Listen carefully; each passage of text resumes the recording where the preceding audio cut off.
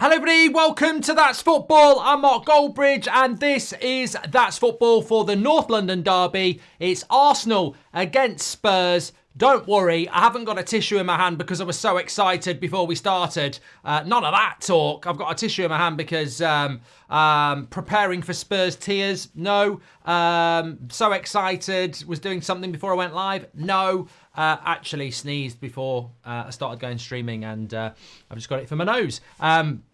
Probably the boring option of the three, but the truth. There we go. Lots to get involved in. What sort of result do we want? Well, we're sponsored by Manscaped, by the way. If you are thinking of something down there, trim the grass to make the yard look bigger. Codes footy, 20% off, free worldwide shipping. Lovely stuff with that. But I think we've got an absolutely cracking game. We knew this was going to be a cracker before the international break, and we know it's the big game of the weekend during the international break. So I'm very, very excited about this, and I hope that you are as well. Obviously, I think that.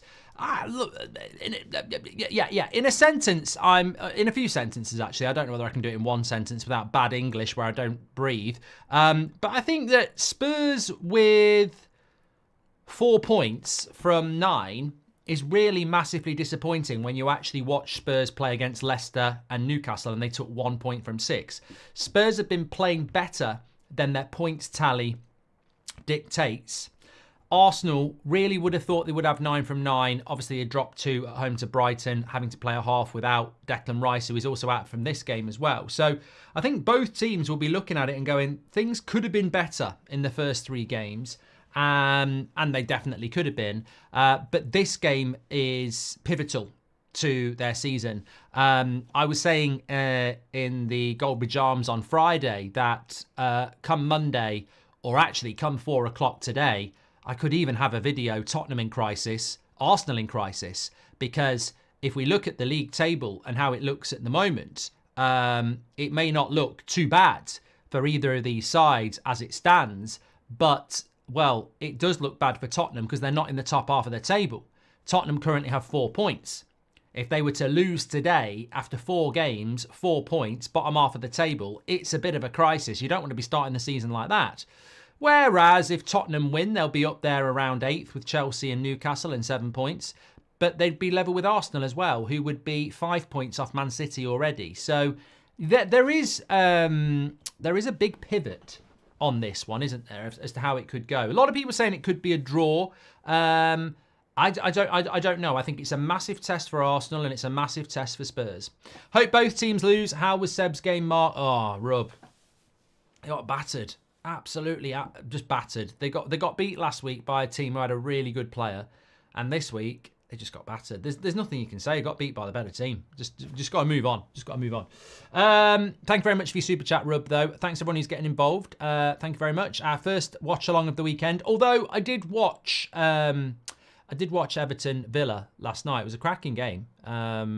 Really, really good. And I mean, we'll be talking about it more on the Premier League review show tomorrow at midday, live on this channel from the Goldbridge Arms with me and Will. But I've been begging for the saviour of football to stand up. And I think Morgan Rogers against Arsenal a couple of weeks ago, running at people instead of passing between the lines, is a breath of fresh air. And again, Villa again. I think Aston Villa at the moment are top of the league for saving football.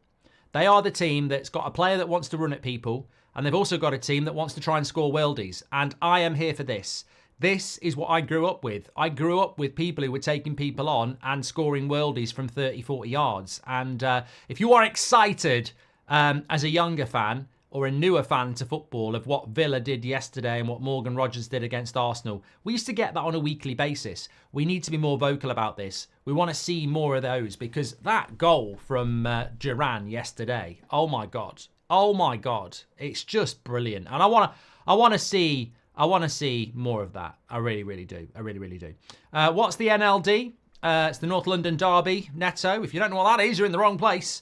Matty says, Duran must have watched your video. It was brilliant. It was absolutely brilliant. What a goal. And really, really want to see more of that. Anyway, what's my thoughts on this game? Well, Arsenal to win has got 49% of you voting at the moment. 18% the draw. And Spurs win is currently at 33%. I've gone with an Arsenal win from what I recall, but I really do think that Spurs surely have to have an element of favouritism here. Surely Spurs have to have an element of favouritism here. They've been playing well. They've got the home crowd.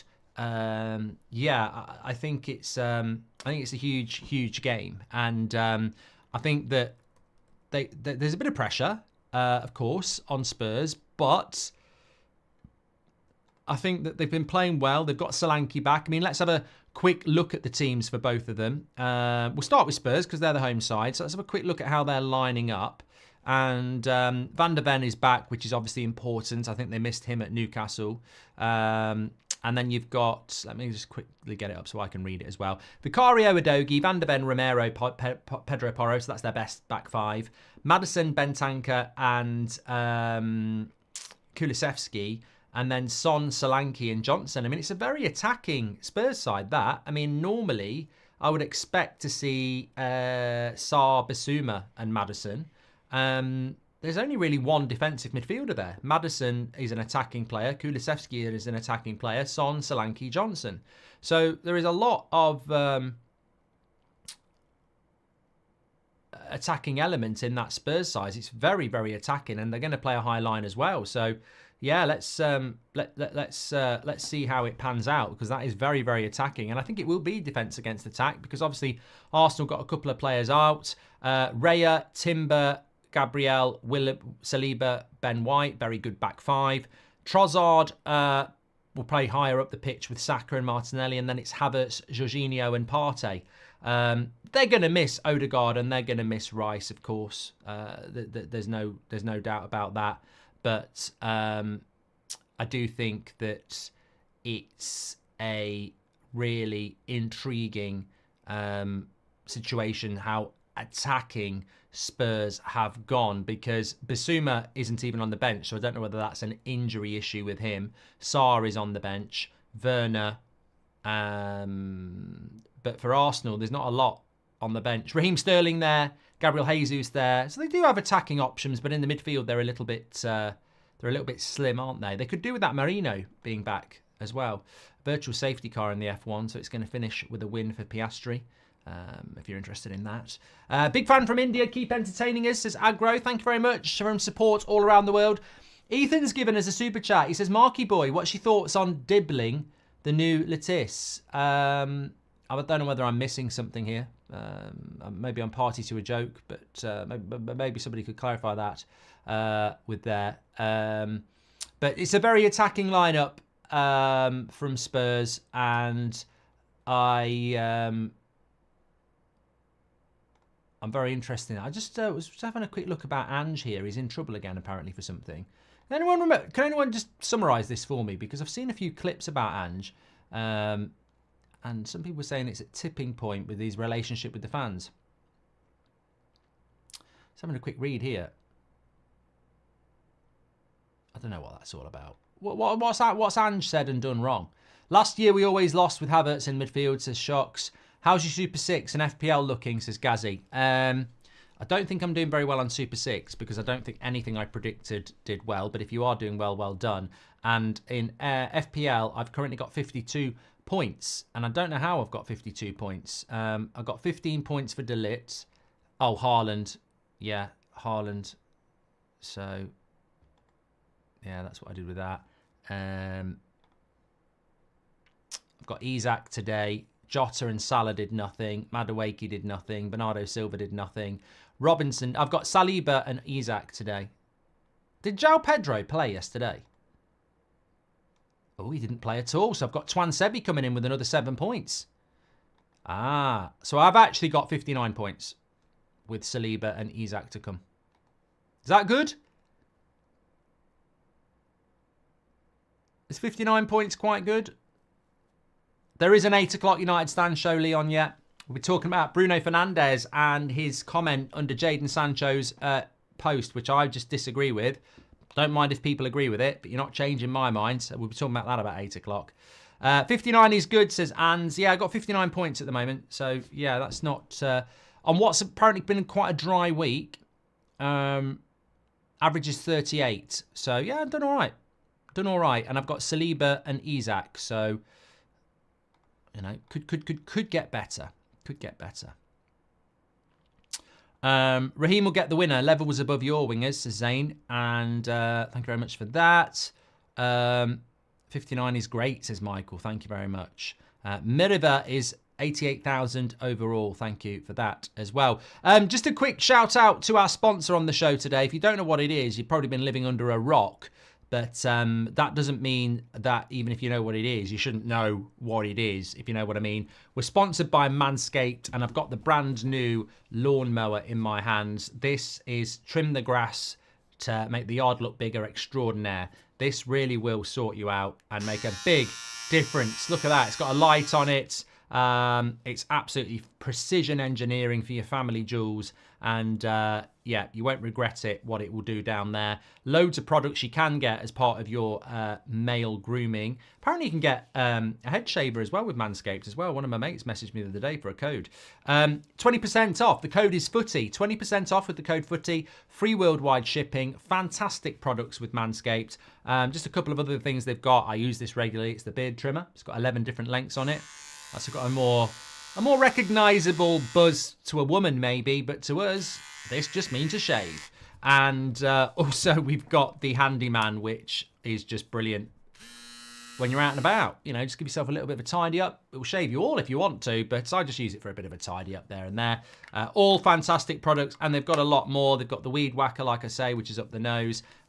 Loads of stuff. And you can get 20% off exclusively with That's Football with the code Footy, delivered to your door for free as well with that code, with free delivery worldwide. Thank you very much to Manscaped.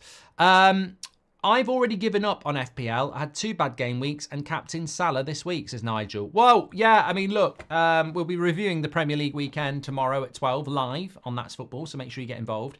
But, yeah, I think it was... with regards to the title race, it's probably helpful if Arsenal win, if we're being completely honest, because Liverpool losing yesterday was a real shock, and I think there will be more of those. So I don't think Liverpool, on current evidence, are going to have the staying power to win the league. And if Arsenal drop any sort of points today, they're 4 or 5 points off Arsenal, off City, and they play them next week. By this time next week, there is a scenario where Man City are 8 points ahead of Arsenal. And that's it. It's over. It's not over at Christmas. It's over in September. So if we want a title race, then we probably want Arsenal to win today. But I'm not saying I want Arsenal to win. I'm looking forward to a good game. But I'm saying if you want a bit of a title race, Arsenal need to be winning every week, don't they? So, yeah, it's looking very ominous at the moment. Could have done with Brentford getting a late equaliser yesterday just to put a cat amongst the pigeons. But this season looks more ominous for City, if we're being honest. Blues Enthusiast says, thoughts on Anthony Taylor making the game all about himself yesterday, breaking the record for yellow cards handed out in Premier League game. I didn't watch the game, Chelsea-Bournemouth last night. I'm very anti Saturday night 8 o'clock games. I just don't like them. I will watch them if it's Man United because it's Man United, but I won't watch. I watched a good film actually last night, Rebel Ridge on Netflix. Very good. I enjoyed it. So I was watching that, but I had about 5 minutes where I watched a bit of just after half time. I watched about 5-7 minutes of Bournemouth Chelsea. Bournemouth should have scored twice in that 7 minutes, so I don't know whether that was a fair reflection of the game. But within that time, I saw Sancho get a yellow card. I think I saw 3 yellow cards in 7 minutes, and I didn't think any of them were yellow cards. So my answer to the question is Anthony Taylor is an atrocious referee who does make it all about himself, and I didn't see every yellow card, but it just seemed to me like there was a lot of silly yellow cards. But there was a lot of silly yellow cards in the Man United-Southampton game for both teams. So, yeah, I think, I think, I don't know whether it's a a directive coming from the top. But yeah, there was a lot of red cards yesterday. And I agree with Zetti. The Chelsea goalkeeper probably should have got man of the match yesterday. I don't know why Sancho got it for 40 minutes, but sometimes sensationalist headlines sell, don't they? And effectively, the media can't get at United or Ten Hag this week because we've won. So you find a different angle, don't you? Certainly, nobody's really talking about Liverpool losing at home to Forest. But we're used to that. Bring it back to the NLD, the North London derby. Things we love to see. Man United's greatest prospect winning player of the match for Chelsea yesterday, says Robbo96. Go and support, mate. I've got 3 things. Go support Chelsea. Go and support Chelsea. If Jadon Sancho's so great and Man United got it so wrong, go and buy a Chelsea shirt. Please. Fuck off. Do us a favour. Because I just don't get it. I don't get it. I get Chelsea fans giving us some banter. But I don't get Man United fans championing a Chelsea player. You're a Man United fan. Go and buy a Chelsea shirt. Thoughts on Anthony Tate? Done that one. I've done that one. Thank you very much. Come on, you Spurs, says Charlie Collins. Conspiracy theory that, to be honest, Mark. He got man of the match. Okay, I'm not talking about Sancho. Someone's had an argument. No, I haven't. The media tore Liverpool a new one yesterday. I've read many critical reports, says Slides, and it's the same situation as Sterling. Chelsea happy he's gone if he performs or not, says J99. Well, Raheem Sterling maybe will get on the pitch today. He's another player with something to prove. Be interesting if he got on and scored the winner, wouldn't it? But I don't know what Chelsea fans actually think about Sterling. We have got a few Chelsea fans in here. Let us know what your thoughts are. But is that a club decision? Did Sterling want to go? Probably not. Don't think he did. But surplus to requirements. My career mode starts on Friday. FC 25. Very excited about it actually. What time do you think that'll come out? That game on Friday. What time do you think it's normally out? And don't start talking to me about New Zealand and all that jazz. I want to know what time you think it will come out in the UK. Lewis Jackson says, good hoodie, Mark. I've got the black one of these, but I've always wanted to get this colour and got it delivered yesterday. So I like it. I like it. I might even wear it down the pub this afternoon. I like the colour. Things. Okay, we've done that one. Appreciate that. Please do subscribe to the channel, by the way. Bottom right-hand corner. We are getting very, very close to... we already are. That should be changed. We're at 1.25 million. So please do subscribe. Bottom right-hand corner. That's Football's got wings. We should be sponsored by Red Bull, really. Amazing community. Everybody is welcome on here. Got a very big week of watch-alongs coming up, actually, for you. I should have actually figured that out in relation to what we've actually got. Because it's a weird week, actually. It's great. Having had the international break, any football is good. But it's a weird week because it's Champions League week, but it's not Europa League week. Because what they've done is they've basically split the first 2 weeks. So all next week is Champions League. And then all this week coming up is Champions League.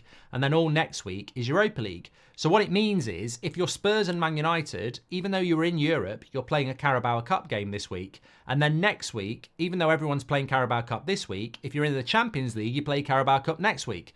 So you've got basically no Monday night football at all. Well, Birmingham City, Wrexham. I'm going to that match tomorrow, actually. Tuesday night, you've got Villa playing Young Boys at 5:45. You've got Milan against Liverpool at 8 o'clock. But you've also got Carabao Cup, 8 o'clock, Man United against Barnsley. Wednesday night, you've got Inter Milan against Man City at 8 o'clock. But you've also got Brighton Wolves in the Carabao Cup. And then Thursday night, don't panic, Arsenal fans. You are in the right tournament because Monaco are playing Barcelona at 8 o'clock.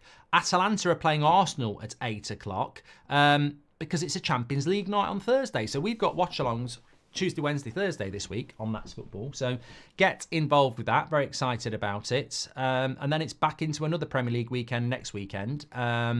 Liverpool better be careful. They're home to Bournemouth. No longer a three-pointer, is it, for Liverpool fans? You've got Bournemouth at home next week, and suddenly that's a massive game, isn't it? which is very interesting. What's the big game next weekend? Palace against Man United at 5:30. West Ham Chelsea is the 12:30 game. Liverpool play Bournemouth at 3 o'clock. That's going to be massive. Tough one for Liverpool, that. And then Sunday, you got Man City Arsenal. Yeah, Man City Arsenal at 4:30 next Sunday. Bloody hell. This is what I mean for Arsenal. It's very interesting. Very interesting couple of games for them. And what a time for Odegaard to get injured. How big do you think that is going to be for Arsenal? Seriously, how big? Solihull Moors won yesterday, Phil Mitchell. I've had a great weekend, actually. I'm glad Phil asked that. Just before we talk about the absence of Rice and Odegaard for Arsenal and whether they can cope with it.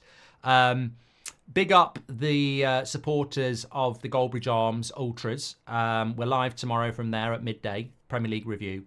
But I've picked a few teams this season to monitor in the lower leagues. Charlton won again in League One. Notts County won again in League Two.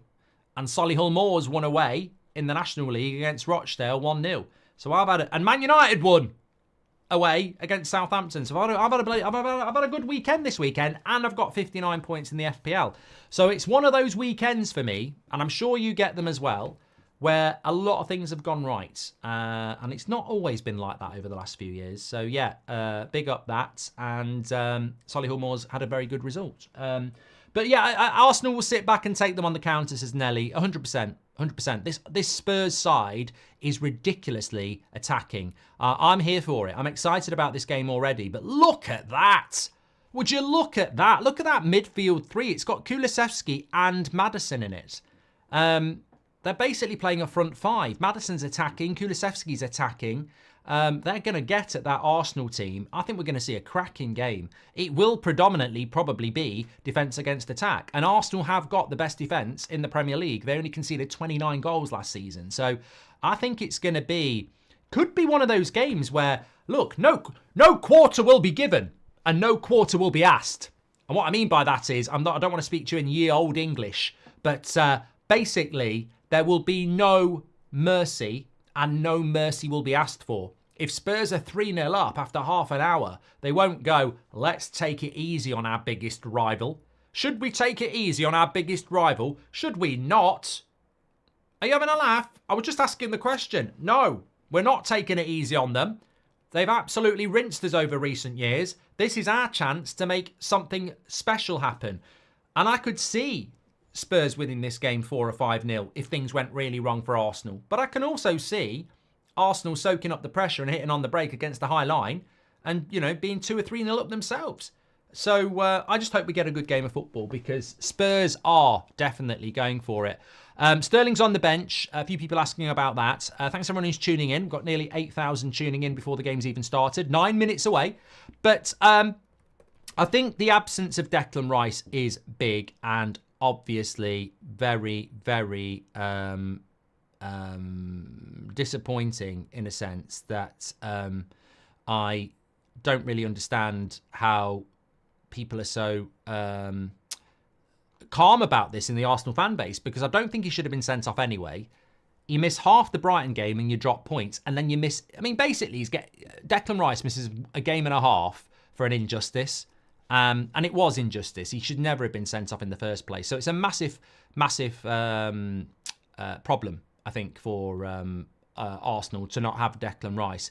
But the bigger problem for me is not having Odegaard and allowing Havertz to be playing up front. I think that is going to be difficult. But having said that, I quite like the tenacity and speed of Martinelli.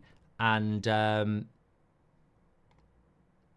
quite like the tenacity and speed of Martinelli and co. So, I'm you know, and obviously Saka. But it is a big loss not having Odegaard and Rice for Arsenal. But it might be, actually, if Arsenal could get a result today, and I know that's a big if, but if Arsenal can get a result today, it could well be a good preparation for next week when they've got to go and...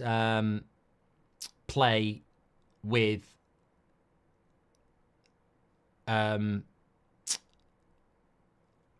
play Man City, where again they're going to have to defend. So one way of looking at it, if you're an Arsenal fan, is it's not bad preparation having to play Man City, is it? Which will be, without question, a difficult game. But yeah, looking forward to it anyway. Just lost my live chat there. What's your score prediction? Says S said. I think I said 3-1 Arsenal, didn't I? What did I sound fried? I get asked the question and I go and do other things. But I think I'm going to go 3-1 to Arsenal. Could be anything today. Ryan Crozier captain De Ligt yesterday. Unreal. Ryan, why? That's all I want to ask. Why did you do that? How does your brain work that you thought that was a good idea, and well done? I mean, I've had De Ligt in my team for ages. I've just been waiting for him to start because I do think United will get more clean sheets. But I've got to be honest, I didn't expect him to score that many points yesterday. But I don't think we'll see a clean sheet for either team. Let's put it that way. I think we'll see. I think we'll see goals for both, which, you know, is what we want to see, really, isn't it? Thanks everyone who's tuning in, by the way. Make sure you subscribe. Bottom right-hand corner. Number 1 watch along as per usual on That's Football. You're a fantastic community and really appreciate that. We've actually got more than Spurs watching. Spurs have got a live stream at the moment with 3,500 watching. And we've got nearly 8. So you're absolutely fantastic. The footprints on this channel over the last 2 years has just been incredible. Amount of people getting involved in it. Always wanted to have a football outlet that was for everybody, and didn't know that it would actually do that well. And the fact that it has, and you know, a lot of people are doing similar things now, it just shows you that thirst for. Really wanted to park it in the slot of, I love Man United, but I do watch a lot of other football. And I just sort of noticed this when I'm down the pub. I was down the pub the other day and I was talking to a Villa fan, and then the manager was a Blues fan. And in the space of ordering a drink, and then I saw a mate who's a West Ham fan, and they were talking to me about United. I was talking to them about their clubs. Then we were talking about City, and I thought, you know what? Football's not just about the club you love. There's so much going on in people who loves football. Are you going to play EAF? Oh, mate, I can't wait. I was a bit disappointed with EAFC 24, but we're going to give it a go, career mode. It won't be on this channel because this channel, I want to keep it clean for watch-alongs and topical stuff.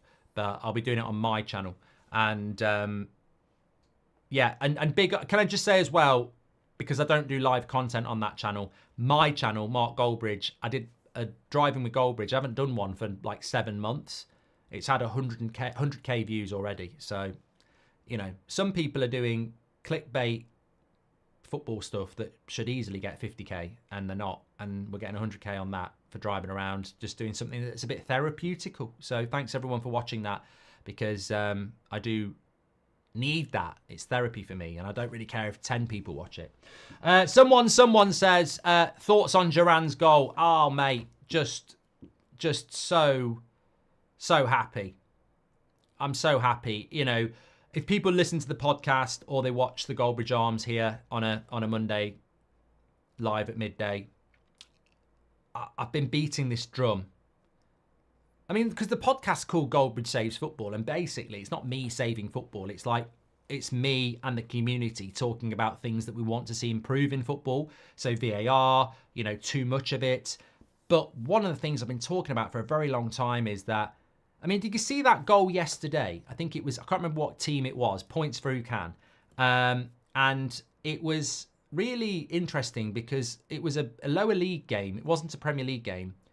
They're passing out from the back. They completely fuck it up and concede a goal. And that, to me, is when it's gone too far. When you've got teams in League One passing out from the back badly and giving a goal up, and you're in the crowd, you've been working all week, and you're watching your team in League One trying to pass out from the back, and they mess up. And I'm like, it was Bolton. Yeah. And I'm like, that obsession with Pep Guardiola has gone too far. Pep Guardiola is not Jesus. He's a very talented manager who, for some reason, the entirety of football in this country has decided to duplicate. from Arsenal all the way down to Aldershot. This passing between the line bollocks is just infuriating. Passing out from the back, keeping possession, is one fundamental of what football should be. And I want to see what's the solution. And I saw it today. You know, you can put players. I mean, Seb only plays 5-a-side because it's under 8s, but they had a player in their team. They passed the ball around really well, but there was a couple of players who took players on. And as soon as you go and pass someone, there's space, and then you can play the pass. I think we need more individuality to take people on. And when the pass is on, you should play the pass. And also, I think sometimes you got to back yourself. I mean, I don't want to see today, Van der Ven shooting from 40 yards because he thinks he's Duran Duran. But I do want to see players who can. And look, if you've ever been. I've done videos with Ben Foster, who 30 yards out can put it in the top corner, and he's an ex-goalkeeper. I understand in the actual match pressures there, but there are players out there who from 35 yards can hit the target, but they're told not to do it. I want to see more of it because that is, I mean, if you're a Villa fan, you're still running around with your top off, aren't you? Absolutely incredible. Love it. Love it. When someone talks about dressing room sauces and Rashi is the ketchup, says Angling for More. And thoughts on the hate on your Anana video, says Richard Bowyer. Richard, I know it's Sunday. I know you're feeling down.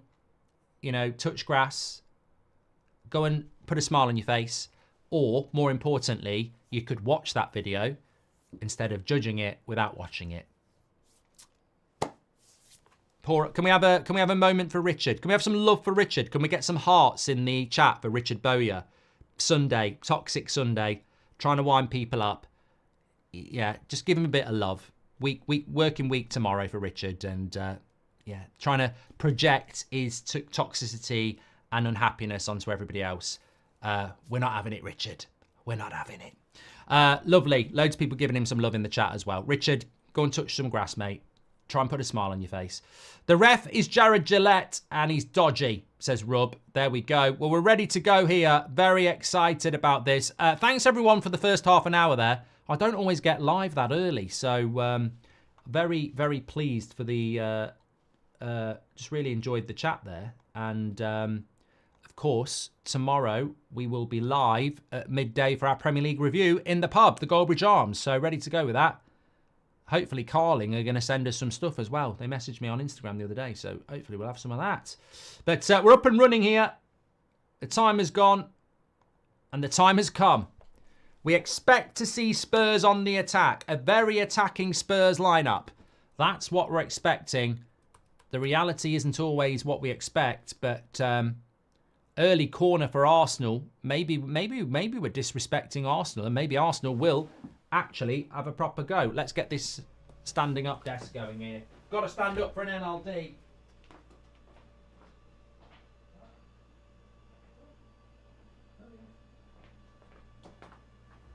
Early corner for Arsenal. Get the chair out the way. Give me some room, bitch. Give me some room, bitch. Here we go. I'm not calling anyone a bitch in the chat. I'm just using the word bitch in a very generic term. PC bridge. Got the wrong timer on. Headed away. Got the wrong timer on. We've got the wrong timer on, John. Click the wrong timer. What's going on? Oh, you're a twat. 1 minute and 13. I'm too excited. That's what's going on here. 21, 22. Boom! There we go. There we go. We go. It's not the second half. It was second half. Terrible first half. 0-0. We're ready to go here. Thanks, everyone. Thanks for all your super chats, by the way. There's the scores. The stats carousel is going to come round in a minute as well. I would expect Spurs to have a lot of possession in this. Don't know whether I'm going to be right or wrong on that, but I would expect that to be the case.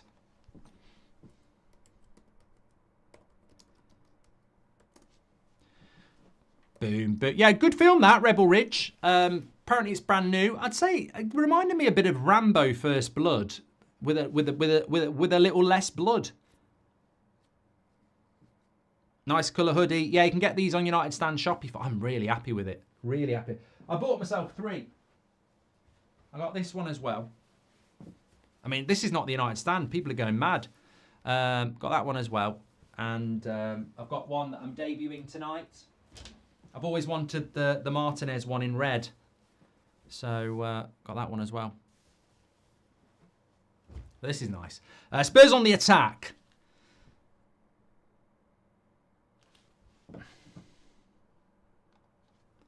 Oh, I've just had a message from Mrs. Goldbridge.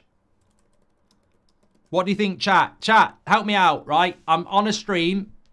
She said, can you put the oven on? I can get the oven on in 20 seconds or less. But it's the North London derby. It's up to you. The chat decides. Do we help her out or not? She's out at the moment. She says, can you put the oven on? Never. Tyler says, no, don't do it. Forget the oven, says Rob. Sack it off. A lot of people just say no. She should know better. Help her out. I feel guilt. If I miss a goal, it's on Mrs. Goldbridge. It's as simple as that.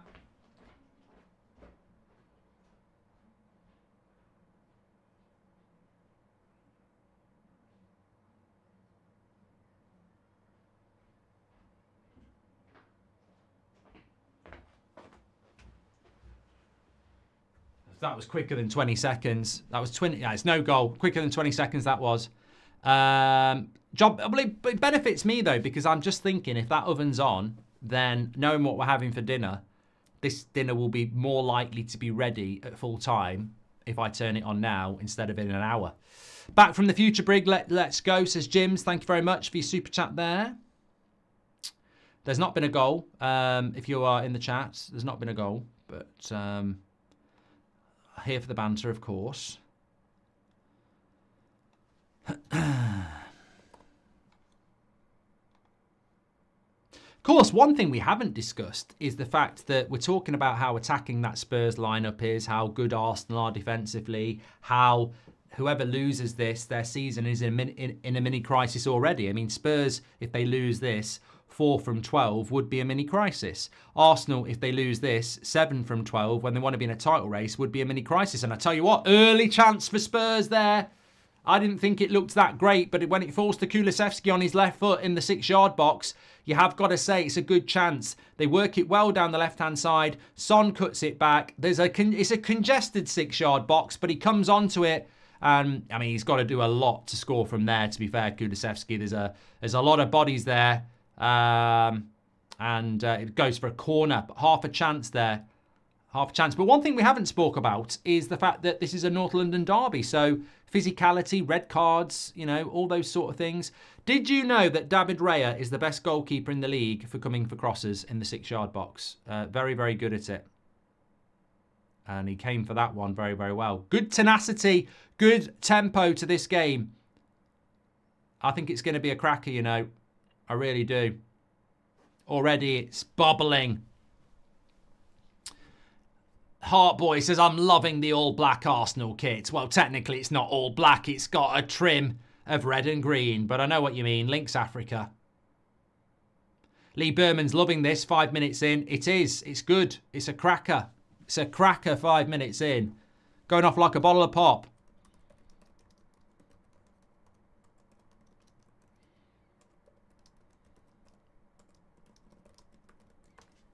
Can they keep it up? I'm naming my kid Duran because of that screamer, says Mozza. Thank you very much. Well done to your kid. Lovely 1-2 down the right-hand side. That'll be another corner for Arsenal. It is a nice kit from that, especially if you like Links Africa.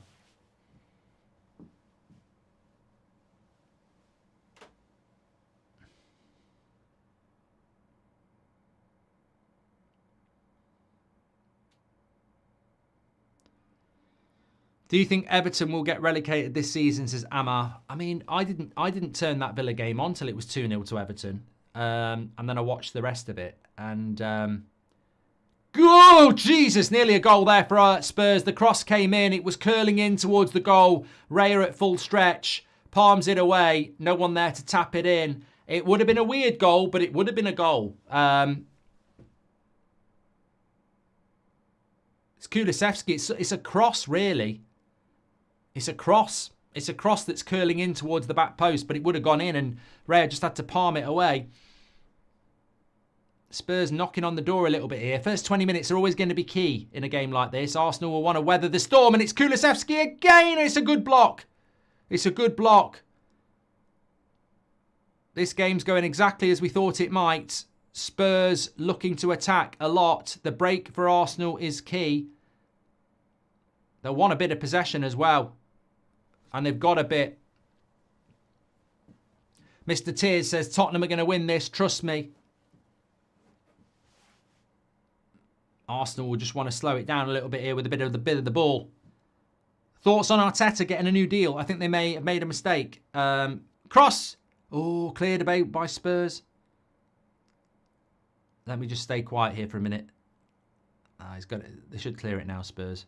Thoughts on Arteta getting a new deal, says Raz. Thanks for the super chat, Raz. He says, I think they may have made a mistake. It could be a make or break season. No, I think it's an absolute open goal to give him a deserved contract, actually. Absolutely spot on. Mark, if they played each other, who would win? Pep's Barca team or this City team? Love the show, says Shocks. I would hope Barca. But there's more credibility to it. But it's a good question. I'm going to turn the result poll off, so we might do another poll, maybe about that in a moment. 48% went with an Arsenal win, 34% with an Spurs win, 18% went with a draw. So the majority went with an Arsenal win, which after these first few minutes, you might want to change your mind. Spurs have started off very well.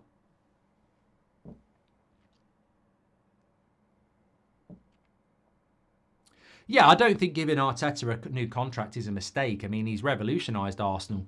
They went from a joke to two title challenges. So, I mean, Arsenal won't like it, but the bottom line is you are, after Man City, the best team in the league.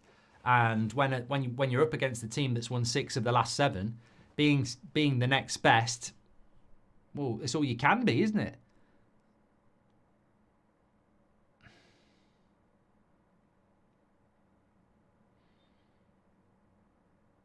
We want a draw for United, says Theo. I think from United's point of view, an Arsenal win, really. I don't think Man United are going to get anywhere near Arsenal this year, but Spurs could be a competitor. I mean, so competitive for top 4. So competitive. Villa, Brighton, Chelsea, Liverpool, Newcastle, Spurs, Manchester United. Zetty says Big Ange would make a good Father Christmas. He'd have to spray his beard grey, but I know what you mean. Early chance, well, not early chance, but a chance here for Maddison to whip across into the box. It was a foul by Ben White on Son. Wouldn't expect Arsenal to be conceding from set pieces. Very good defensively. And they clear it. For a moment there, I thought that was going to be set up perfectly for... And they've conceded.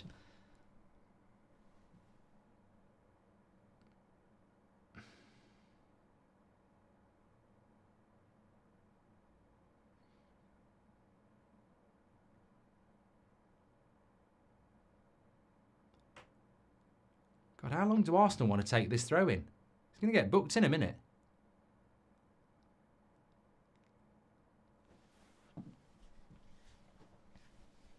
Gary Neville or Goldbridge, says Fraz. I can't beat the Prime Minister of Football. He's everywhere.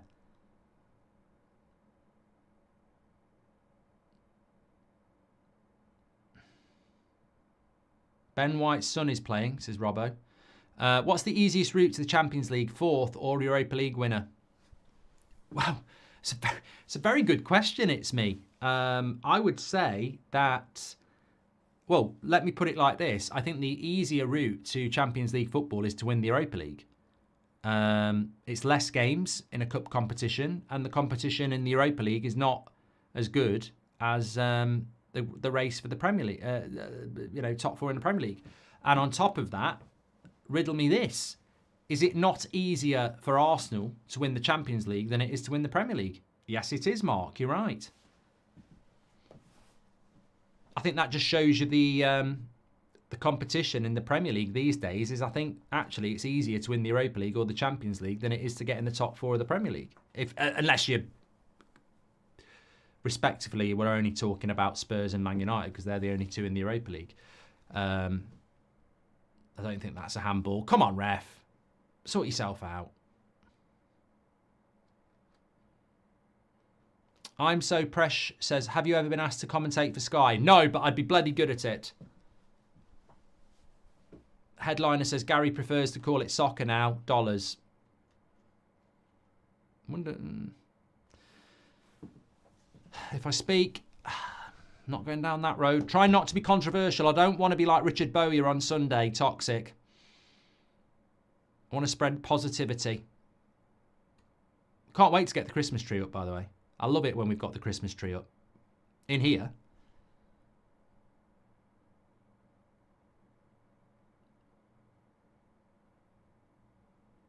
I'm all right, Leo. Solihull Moors won yesterday. Is your office right next to the kitchen, says Yazin. Contrary to belief, I don't live in a mansion. Despite some of the hit jobs by the media, I don't have a mansion. I don't drive a Ferrari. And my kitchen is probably like everybody else's kitchen. You can get to it from any room in the house in about 4 minutes. So, no, I can get to my kitchen from any room downstairs in less than 10 seconds. Oh no! This could be it! Solanke! Oh, he's got to move it! He's got to move it! You've got to move it! Why didn't you move it? Mistake at the back. Solanke took an extra shot touch. At this level, you're not playing for Bournemouth anymore. Good pressing by Spurs. And it ends up with Solanke just got to play a pass. He's took an extra touch. Yeah, at this level, that extra touch does him. And it's a good interception. And now, Arsenal down the left-hand side with Timber. The cross is not good enough. And it's end-to-end, though. It's a cracking game. There will be goals. There will be goals. I don't think that's a foul. Oh, this ref's shit. This ref is shit. They've got the wrong ref on this game. Again. That's never a yellow.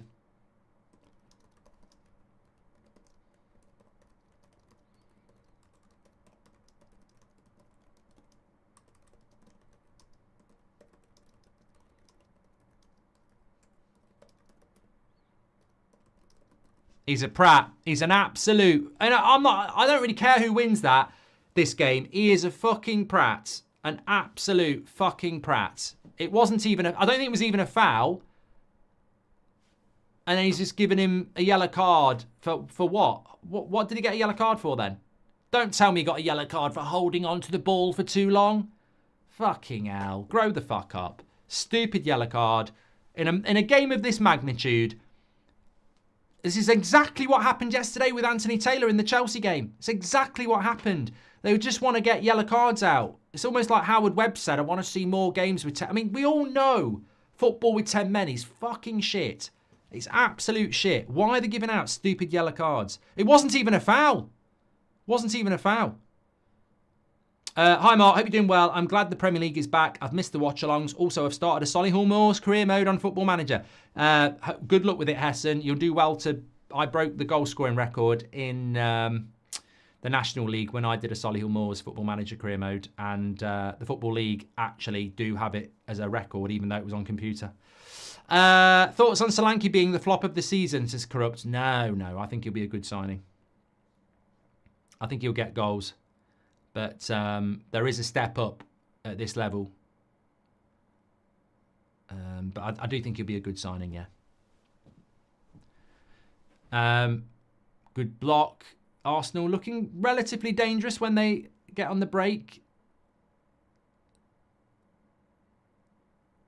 Saliba, you see again, he's given a lot of yellow cards. He's given a lot of... I think he needs to let this game go a little bit. Very soft fouls. Forget whether people should get booked or not. But I'd have played on there. Where's this guy? Is this the Australian referee? Ugh, just He needs to bloody understand what a North London derby is. What a save by Vicario. What a save by Vicario. Havertz with their header. It looks like it's going in. It looked like a really good save. Might have been standard. Lovely cross. Havertz gets up, heads it down to the corner. Yeah, well, yeah, it's a good save. It's a good save. Gets a little bit lucky that it hits Romero, but good save.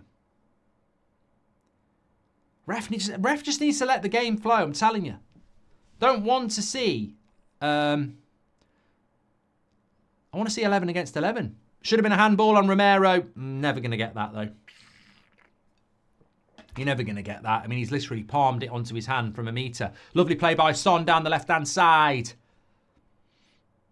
Good, good. I mean, this 20 minutes, I tell you what, tell me I'm lying. The 20 minutes have flown by. I can't believe we've had 20 minutes already. Absolutely flown by.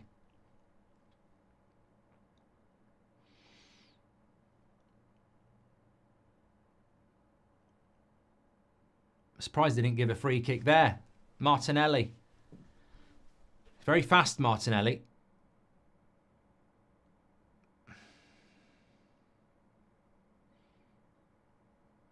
Oh, what a ball! Martinelli's in! Where's he going to go? Stupid, stupid, stupid. You shouldn't shoot from there unless you're going to score. That's what I've always said. Don't shoot unless you're going to score. He's in down the left-hand side. It's a difficult angle. I think he should go closer to the goal. He backs himself in the box. He could have gone closer. He could have squared it to Salah. I think Martinelli's fluffed his lines a little bit there. Took it too early for me.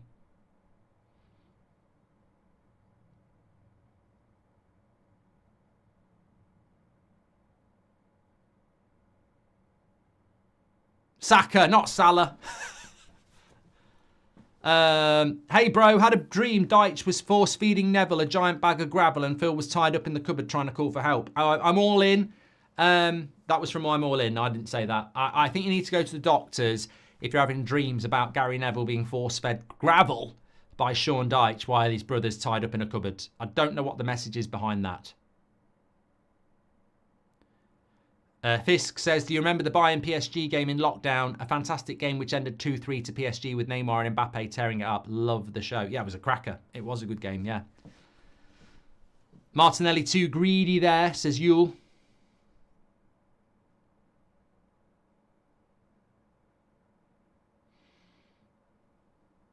But it has. This is the first game this season where it's like really gone quickly. Son is making toast out of white bread tonight, says Callum. Does work, yeah. See what you mean. I'm starving. I've got a chicken roast dinner after this. My God, am I going to eat it?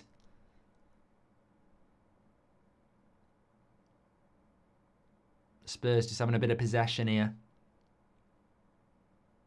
Ben Johnston says City have ruined the Premier League. Yeah. Don't really want to talk about City. Spurs having some good possession. That's going to go for a corner. Out, ref.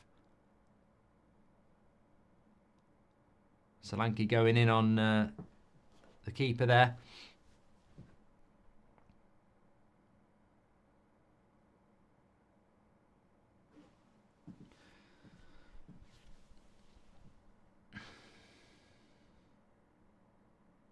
Jordan C says, we're missing Rice and Odegaard for sure. Well, I mean, you are going to miss them, aren't they? They're two arguably world-class players in their position. And certainly two of Arsenal's best players. So, of course, it's going to have an impact. But this is what you need to do if you want to win a title. Arsenal know this. Man City win titles because they have a squad. So...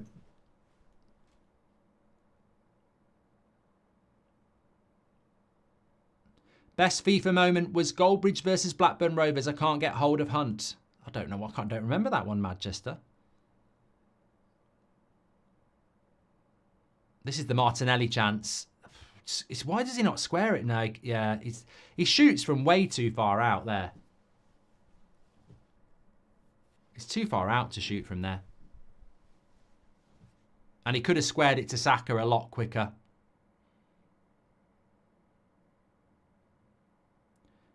Corner to Arsenal here. Again, you wouldn't expect... I think Spurs are pretty good at set pieces. Although they weren't like... Oh, good shot. Blocked by from Trossard. Here's Saka again. It's an interesting cross to the back post. And again, Vicario's there. Arsenal showing their set piece prowess. Vicario's gone long here.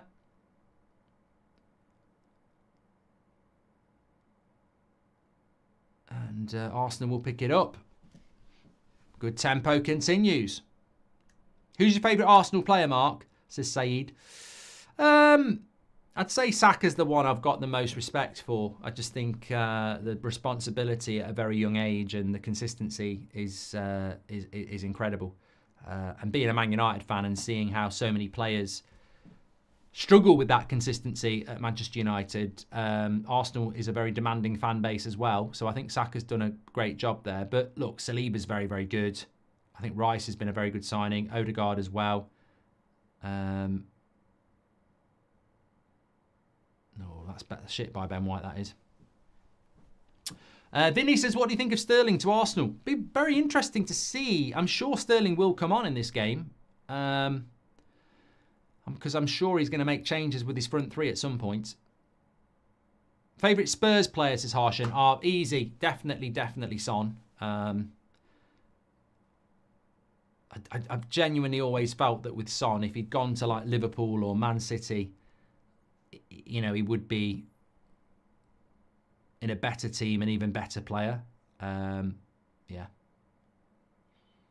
And credit to him for just staying at Spurs and never looking to make a move, really. Ben White seems off it, says Jordan C. He's got a tough game today. I mean, Spurs do need the win. I mean, you want to be winning your games anyway. You certainly want to be beating Arsenal at home, but they do need the win. I mean, I think it's been a weird start for Spurs. I think Spurs have been one of the better teams in the Premier League so far, but Leicester, they should have won. Newcastle did a job on them, so I think regardless what happens with Spurs, at some point they will start climbing the league and they will start winning games.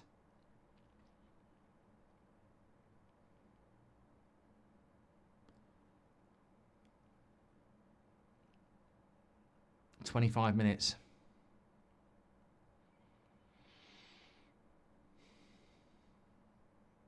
I mean, Spurs haven't had... look at that stat there. Arsenal in the last 5 minutes have had 5 shots, 3 on target. Spurs have had no shots. So just shows you the balance of the play. But it's Spurs on the attack and Raya makes the save. Both teams have their winger as midfields. It's a weird tactic, says Prajwell. Havertz may as well put a bloody stamp on that pass. It was so obvious. Oh, great tackle by Gabriel there. Udogie was nearly in. And well played by Van der Ven. Spurs do have to be careful of the break. Here's Kulusevski. Good tackle, Ben White. And Saka gets fouled. Yellow card. I thought that was coming. I think that's just a reaction to Saliba. So Udogie on a yellow card.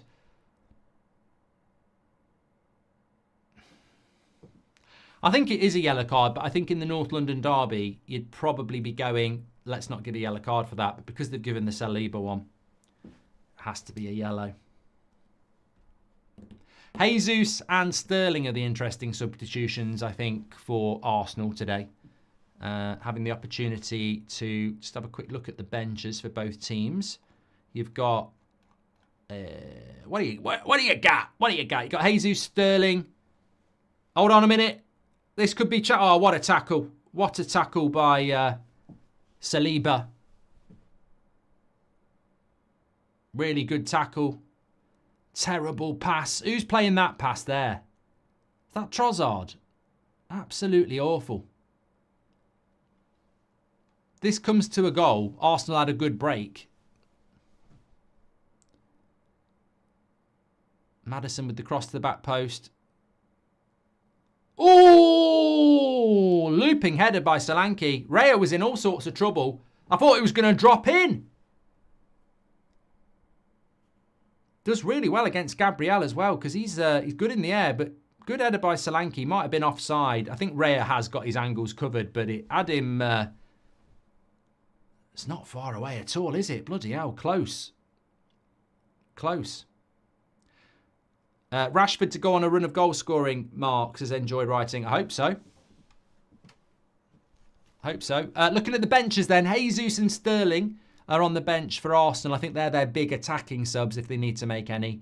And then for Spurs, you've got Werner, Archie Gray, Odegaard, who I think looks quite good, that Odegaard. When I saw him, I think he looks quite good, quite an interesting player. Bergvall as well. Thanks everyone who's tuning in. Nearly 15,000 of you. Make sure you subscribe. Bottom right hand corner. Loads of watch-alongs coming up over the next week actually. We've got Champions League football returning on Tuesday night. And Wednesday and Thursday. Arsenal play on Thursday because there's no Europa League this week. So don't panic, Arsenal fans. You've not been demoted to the Europa League, but you are playing on Thursday. Massive Champions League, isn't it? Here we go. What's going on here? Oh, the pass first time to Martinelli was on. Now it's Spurs again. I tell you what, they'll be tired tonight, these players. There's no time to break. Well, there is time to break. Break on the opposition, but there's no time to take a break.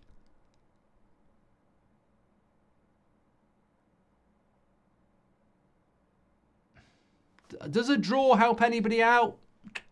Look, you take a draw in a North London derby. I mean, you'd take a draw over a loss in any game, wouldn't you? But it sort of doesn't help each team out based on Arsenal need to be winning games to stay close to Man City, and Spurs need to be winning because they've only got 4 from their first 9. I mean, they will take a point. There's no doubt about it. But I think it really is a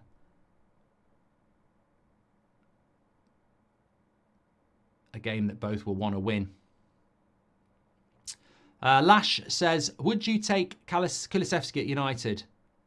Good cross in the box. That'll stay in with Son on the far side. I liked Kulusevski the season before last. I think last season he was a little bit... Hold on.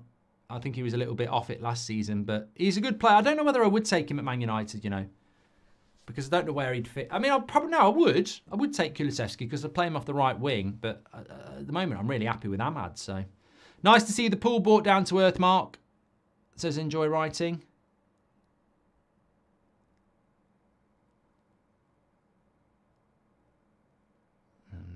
That's not a penalty for me. Just Timber and Brennan Johnson on the back post. You wouldn't want to see a penalty for that in any game, to be honest.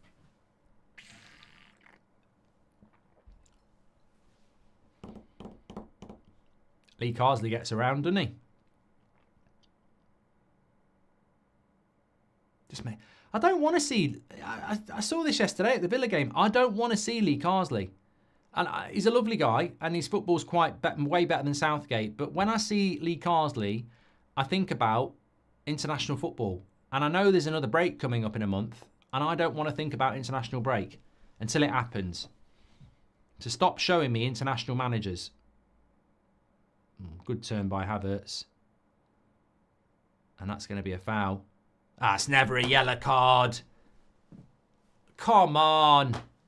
This ref, man. Bloody hell.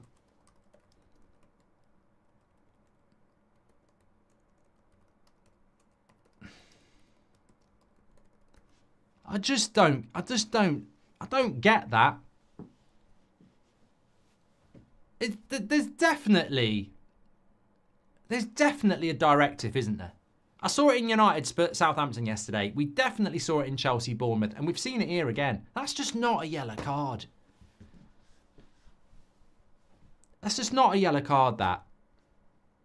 It's a genuine attempt to try and win the ball. It ends up with a foul, and you're given a yellow card for it.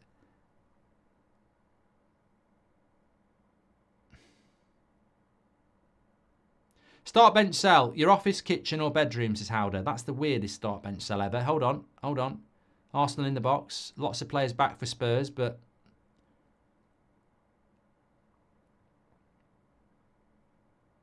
Timber's got it. Good touch. Corner. Start, bench, sell, bedroom, kitchen or office. I would sell office because it's work, although I do enjoy it. Kitchen, you need to eat. And bedroom, you could say you need to eat, but there's other stuff going on there. Take TV and other things. Sleep as well.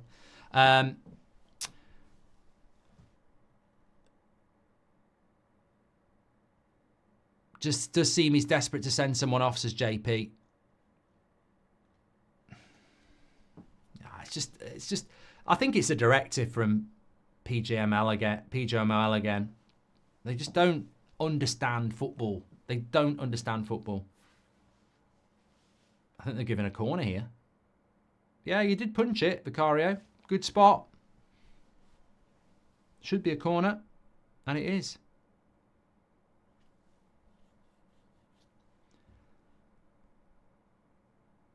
Refs looking to be on the front page as usual, Shajina. Oh, mate, they'll be getting a mention on the Goldbridge Arms Premier League review show at midday live on this channel tomorrow. Don't you worry about that.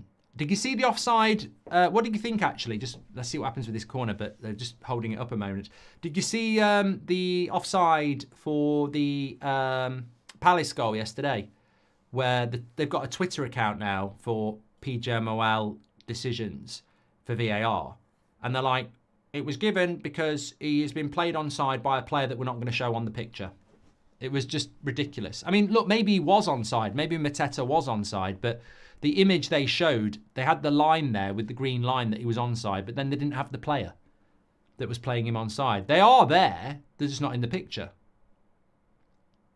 And they haven't brought in the new offside yet. We're still doing the one with Nokia 3210s and a ruler. So... lovely ball here to Martinelli. Into the box. Spurs have got plenty back. Good defending. And they should clear that. Look. Trying to play out from the back again.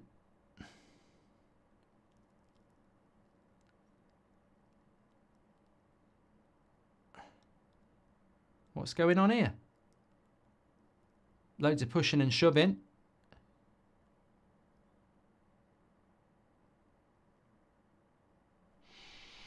Hold your horses here.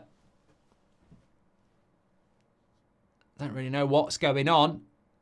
Nice to see in a North London derby, but I don't know what's going on, so we'll just calm down. This referee has got a stiffy. He wants to get a red card out, so just be very careful. He would love to give a red card. Pedro Porro got caught. He'll be looking for a red. Oh, get Arsenal fans, just get ready for meltdown. Just get ready for orbit. Because he can't wait to give a red card, this referee. I haven't seen it back. Let's have a look.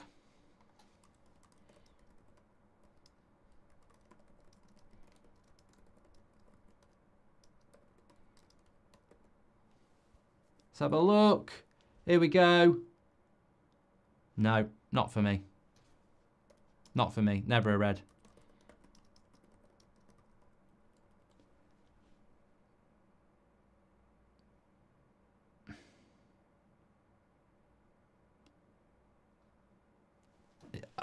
Look, I'm expecting him to give it, but...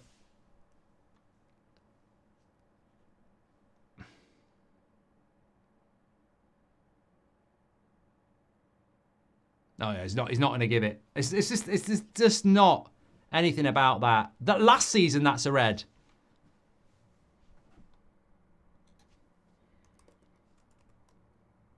He's grabbed his shirt, though.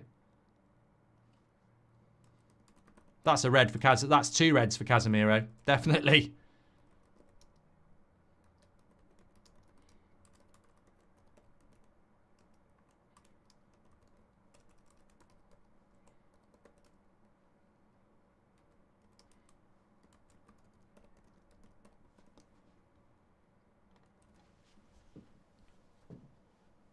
I think Casemiro would get a 10-match ban and 2 red cards for that. He would have gone like, red, and I've got another one, red. But honestly, I don't want to see red cards for that.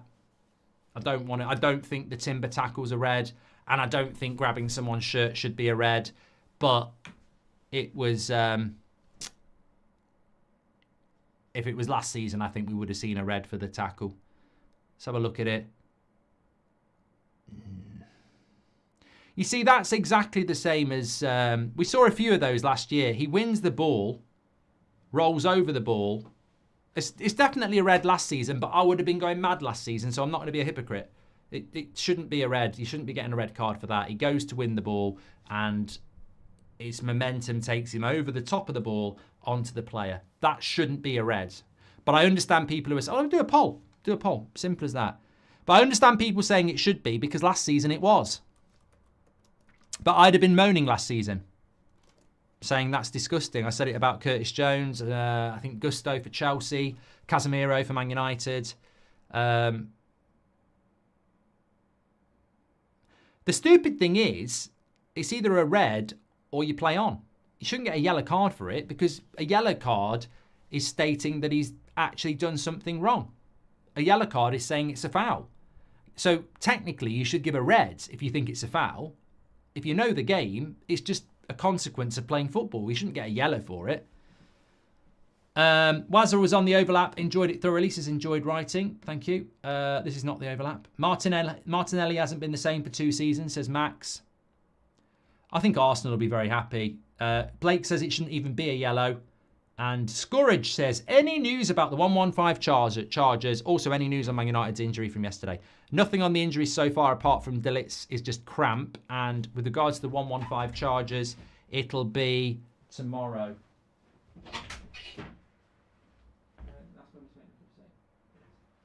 How'd it go? Bin has put the oven on. Thanks everyone who's tuning in. 16,000. Thank you very much. Make sure you subscribe. Bottom right hand corner. Get involved. 77% of you saying it's not a red. Not a red for me. And I actually agree that you shouldn't be given a yellow card for it because the yellow card is saying you've done something wrong. Well, if you think he's done something wrong, his studs have gone down on the player, then you should give a red. But it's just part of the game. It shouldn't even be a yellow. Stupid. Do I think other referees might have sent him off? Yeah. I think VAR actually did a good job there, to be fair. Will we see you playing Ultimate Team on FC25? I'm going to do my career mode first, but we will see. We will see. I'm looking forward to it. It's all about the game time. It's all about the... To be honest, though, I say I'm looking forward to it. It's all about the gameplay, isn't it? The gameplay last year was a bit... Anyway, back to this game. Arsenal with a chance to put a cross in. I've thought, I'll tell you what, this is a prime example of 0-0, purist football being, you can have an exciting 0-0. The amount of people who are football peasants who say, I can't stand 0-0s. And I'm like, nah, football's not for you then. You know, it's the one game, it's probably one of the only games in sport where you can have no goals or points and it still be entertaining. I mean, darts is terrible if you don't get any points.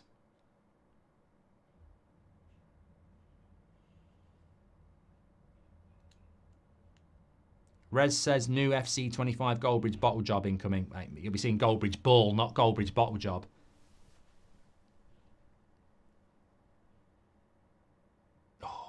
Oh, corner. No.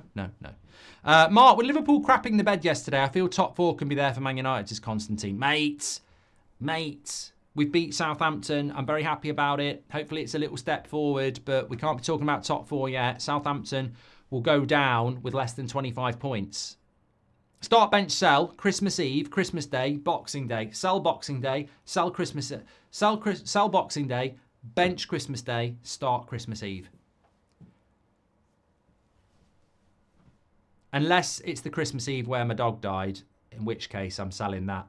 Depends what you do on Christmas Eve, innit? I mean, I had a very good Boxing Day when I was about 19. The things they did. But, no, in general, I mean, Boxing Day. More like... I nearly said fisting day. Christmas Day. That was what I meant to say. Although... Never been a massive fan of boxing. Well, you get football on Boxing Day. Spurs on the break here. They've not really done anything Spurs on the attack for a while, but they might do here. Brennan Johnson into the box. He's going to shoot, and Timber blocks the shot. Start bench. I think they call it Boxing Day, Raymond, because they actually used to be live boxing in the UK on Boxing Day. I think that's right. Captain says it's not even a yellow. These wet wipe candy floss players nowadays. There we go. Thanks for your super chat, pal. How did the dog die, Kin? Well, they said it was old age, but I personally think that the vet wanted to finish at 12 to see his family and couldn't be bothered to actually find out what the problem was. So said, I think we need to just put it down. I mean, the injection takes 10 minutes, doesn't it? The dog wasn't even that old. It was only 4. Literally, the dog was in the garden. I think it trod on something and had like a cut paw. It was only 4. Took it to the vet Christmas Eve morning and put it down. And he said it was old age. And then, funnily enough, he had his coat on while he was doing it and they shut it down in 10 minutes.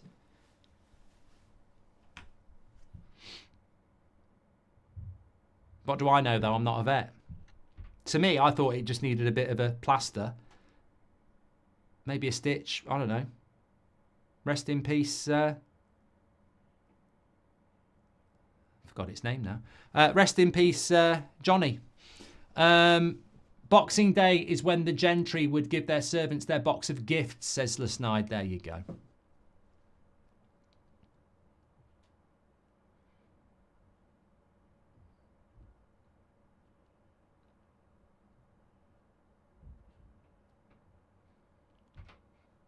Paddy says dogs live until they're 13 or 15. Right. That's it. Justice for Johnny.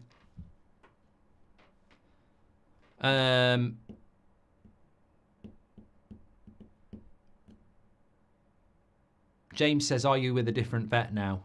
I mean, I can't believe people don't realise I'm joking. I've never had a dog die on Christmas Eve. I've had a family member die on Christmas Eve. That was old age. I'm not going to start making jokes about that. Yeah, don't take your dog. Don't buy fruit in Mallorca, and don't take your dog to the vet on Christmas Eve because all they want to do is get off early. Kulusevski's done well there. Brennan Johnson over the bar. 3 minutes of added time. Winston Churchill was a painter, you never know. Says enjoy writing. Thank you very much. Okay. Well, it's going to be 0-0 at half time, I think, here, and I just can't see it staying 0-0 all game. I think we're surely going to see goals, but we're only 50 subscribers away from 251,000, by the way. So please do subscribe. Bottom right hand corner. Spurs had a good first 20 minutes, but I think they need to be a little bit more creative in that final third. Is my thoughts so far.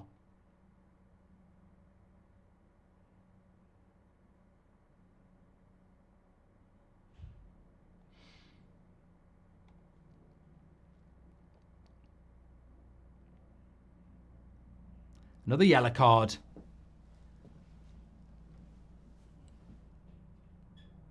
He's pointing all over the place. Who's he booking now? 2 yellow cards.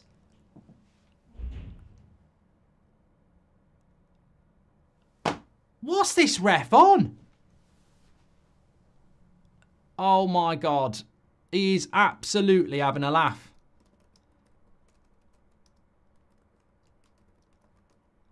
He's absolutely terrible. I mean, I thought Anthony Taylor yesterday was bad.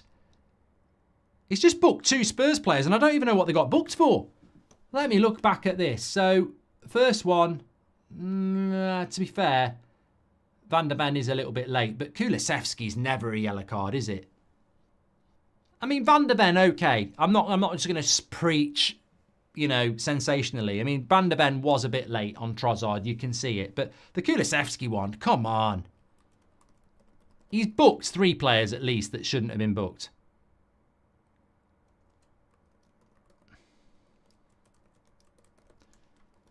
Incredible stuff. And the worrying thing is, he definitely wants to give a red.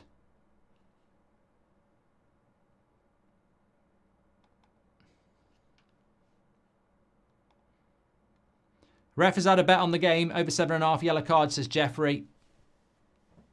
This refereeing performance is giving me deja vu from last night, says Blues enthusiast.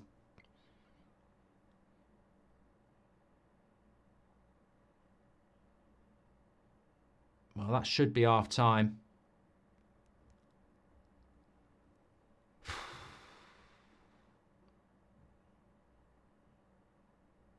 Look, really, really good game. Chances-wise, probably fair to say that a draw is the right result at the moment. But I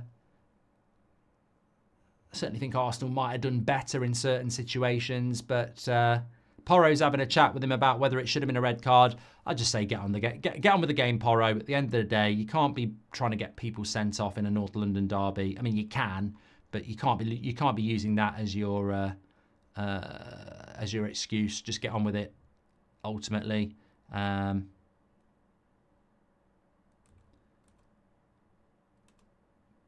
a lot of people still talking about the red card. 72% of you said it shouldn't have been a red card for Timber, so I think we can close that one off. Not really any controversial, nothing controversial there. Let's have a quick look at the stats at half time. I completely haven't been looking at that, so this will be news to me. 67% possession for Spurs, not surprised about that, but 1 shot on target to Arsenal's 3, 5 shots each. Arsenal's passing accuracy, very low actually for Arsenal, 75% compared to Spurs' 90%. Total passes, again, Spurs have had more of it. But it's probably, this is what I mean, football is not actually that hard to read, is it? I think we predicted that Spurs would have a lot of the ball and Arsenal would look to counter. And, that's quite correctly what has happened. Arsenal have been more dangerous than Spurs, who really haven't utilised that attacking talent that they have as well as they could have done. So, second half, I think Spurs need to do a little bit more. Have they got a little bit more off the bench? I think Spurs have gone with their best attacking players and gone quite attacking, and it's not paid dividends. Whereas Arsenal have still got Jesus and Sterling as wild cards from the bench. So keep an eye on that. HPN says, between this ref and what Taylor did yesterday, this might be one of the worst officiated weekends since last year. Well, let me just get this up for you as well. Just not this. If you're tuning in at half time or you just want a bit of clarity, Spurs have got 5 yellow cards. 5 yellow cards for Spurs, and Arsenal have got 2. So we've got 7 yellow cards in a game, and I'm like, how? It's you know what? Every single year we're talking about officiating because it is shit. They don't know what they're doing. They are shit. They don't know what they're doing. And football is so simple. Just let the game flow. Get a fan to fucking referee it. Like, what was Anthony Taylor doing last night, breaking the record for yellow cards in a game that was very, very tame? And how have we got 7 yellow cards in the first half of that game? I mean, the one where he gives 2 yellow cards out, he's having a bloody laugh. Van der Ven, maybe. Kulusevski, piss off.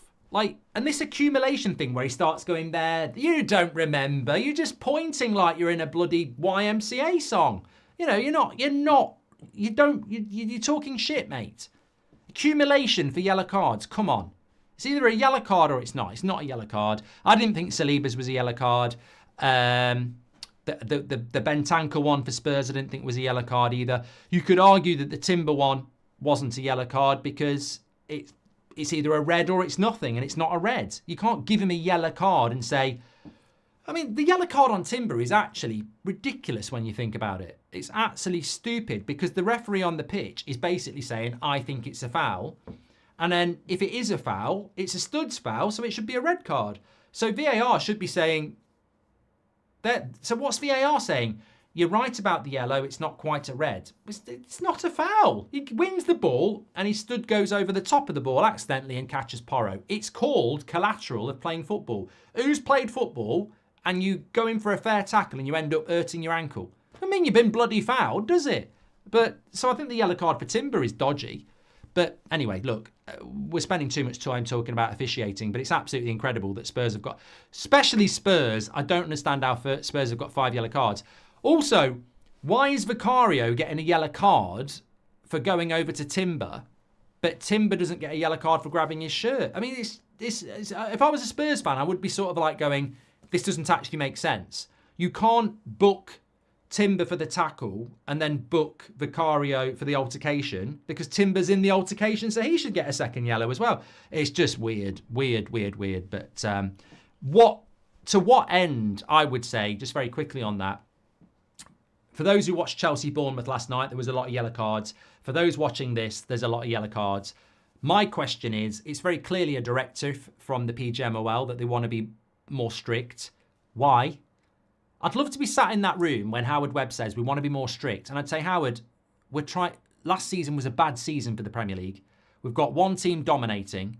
You've got dodgy PGMOL decisions, offsides, all sorts going on. Everyone's passing out from the back. You know, brand Premier League is not actually thriving at the moment. And you want to give more yellow cards. Have you figured out what happens when you give more yellow cards, Howard? No. Well, let me tell you. You'll get more red cards. Factually, games are shit when someone gets sent off. And also, you'll get more suspensions, which means we'll have less quality players on the pitch. So your whole policy is shit. We're going to have more 11 against 10, which is shit.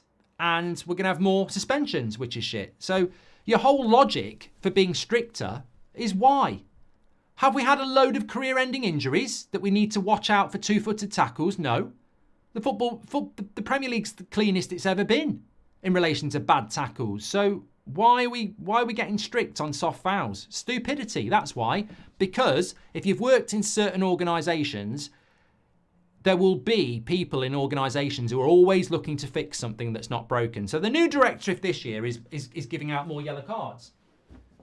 We don't need to give more yellow cards out, but because the directive is we're giving out soft yellow cards, it's baffling. It's absolutely baffling. There is no reason to do this other than Pratt's at the top of the PGMOL sticking their fucking nose in a beehive again and wondering why they get stung with criticism.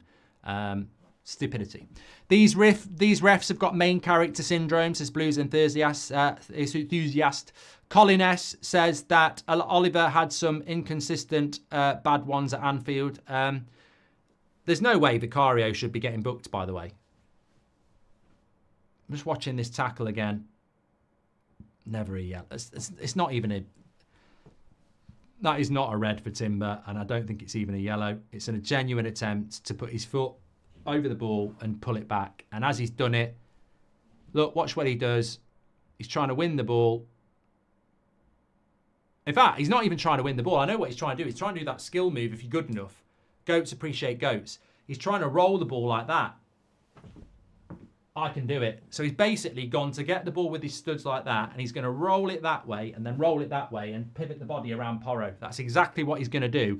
And if he did it, you'd be he's going to go like that, roll. He's looking to roll the ball backwards, and then the other one, he's already ready to do that as well. So he's actually trying to do a skill move there, and Porro makes a good tackle on him and just gets injured in the process. So absolutely stupid. Anybody who says that's a red card, I tell you what, if there's an ex-player on Sky saying that's a red card, I'm stunned, because they should see what I'm seeing and what you're seeing there. He's actually trying to do a skill move where he does roll, and spins his body around Porro. You can't be sending people off for that. Stupid. Absolutely. Thank you very much. Nice tracksuit. Is it new? Oh shit. 3:45. 5 minutes.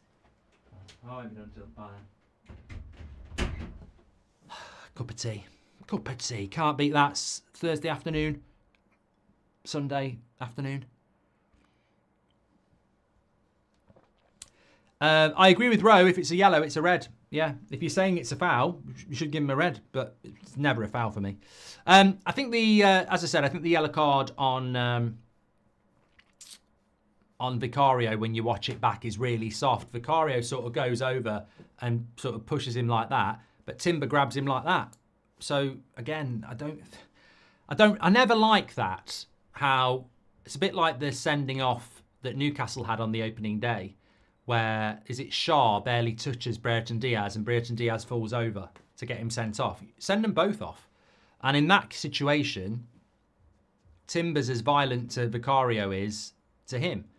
So just don't book either of them. Silly.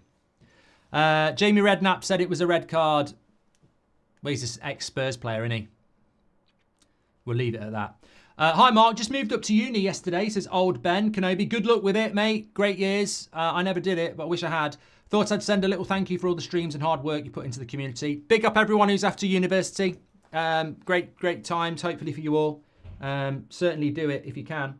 And, if you've got any spare time, get on That's Football. And also, career mode starts this week.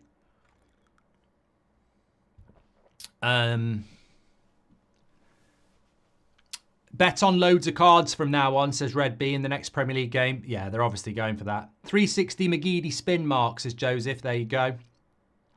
Captain T1, refs should be invisible during games and be seen when needed, but more and more they want to be the centre of attention. And Chris says, this isn't the worst bit. The refs will have a circle jerk next week in the sauna and discuss how to bring more tolerance into the circle jerk. My God, Chris, why is that stuck in my head in a sauna? Imagine all the referees in a circle in a sauna having a circle jerk. Oh my God. The thing is, my brain's trying to imagine it and I'm forcing it out. Orange penguins in a row. Yeah, I've done it. Okay. Bloody hell. That was a close one, Chris. That was a very big close one. Do not want that. Do not want that. Whacking each other with their towels. No, you see, it's gone too far. Right, thanks everyone who's tuning in. Make sure you subscribe, bottom right-hand corner. Second half then, 1-1, 0-0, still nil at the moment. Oh, look at that. One subscriber away from 251,000. So be that subscriber. Subscribe, bottom right-hand corner, get involved. That's football. Love the community. Loving that. I am on the United Stand at 8 o'clock tonight.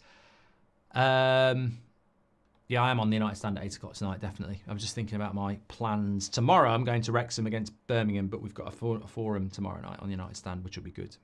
So get involved with that. Oh, I know what I was going to say. Manscaped, thank you very much. It's just appeared on the screen there, almost as if it was done deliberately. Don't forget, we're sponsored by Manscaped on the stream. Get 20% off and free worldwide shipping with this beauty, the lawnmower. Sorts you out down there, trim the grass, makes the yard look bigger.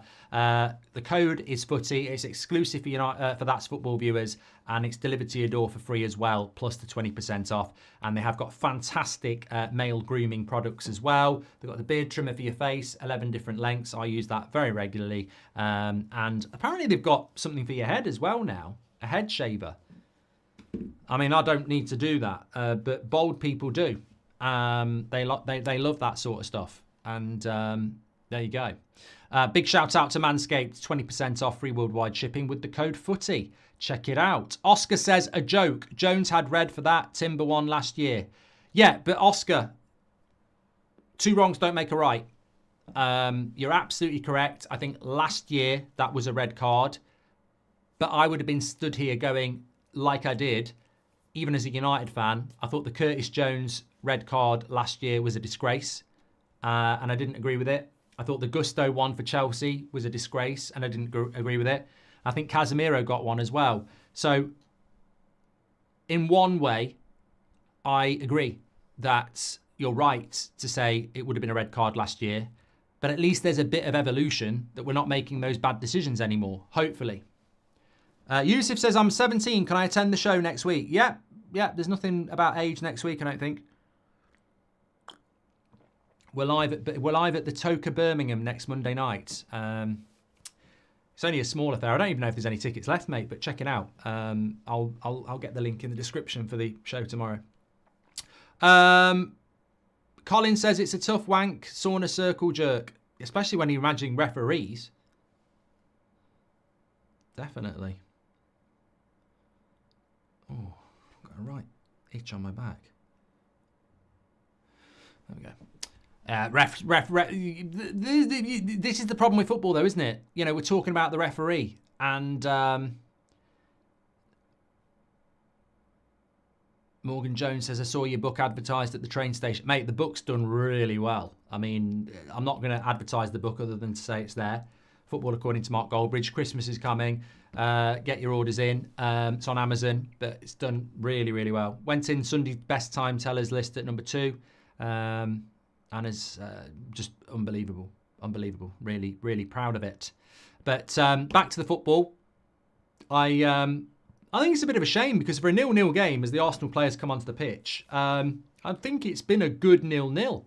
And that's where we need to try and resist the officiating. I mean, look, at the end of the day, so much conversation about silly yellow cards because of a rubbish referee.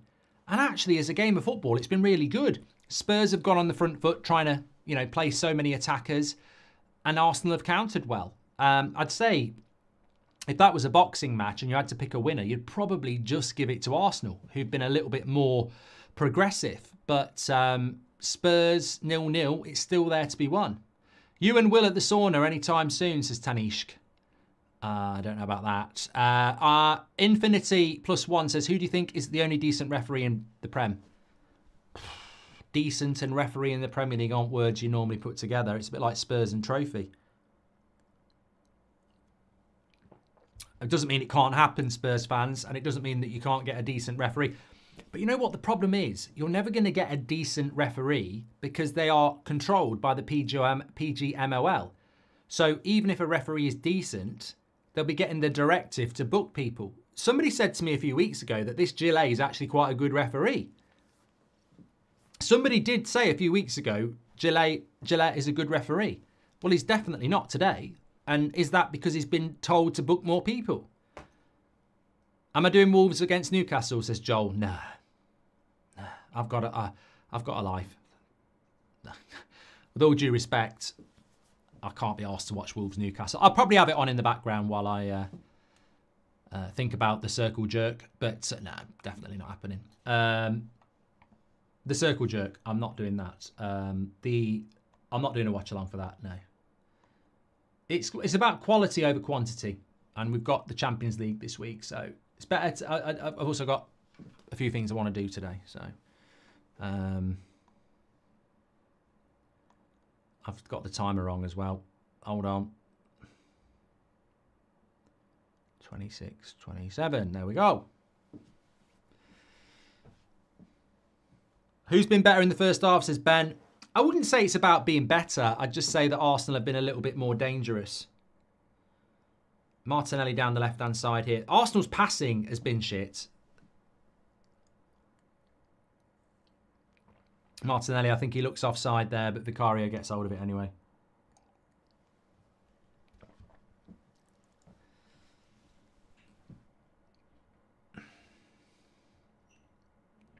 Here's Son.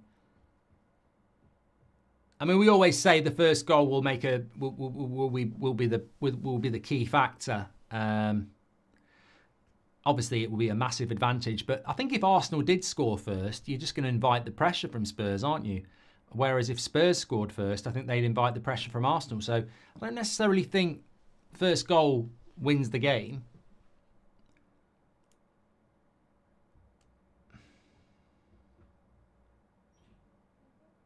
Peter Parker says, what are we thinking about Timber? He's obviously missed most of last season. Good player. The Marimo has just said Timber's actually a pretty good player. No, he is. True story. He was actually... look, I'm very happy with Martinez at Man United, but Timber was the number one choice to come in to United. Because we wanted him the summer before Arsenal got him. So... good player. Very different player to Martinez, but having said that, he's playing at left back, isn't he? I think Timber's right-footed as well, from what I remember, but definitely full-back. I mean, I think Timber, for me, is probably a centre-back like Ben White, but you can easily play them at full-back.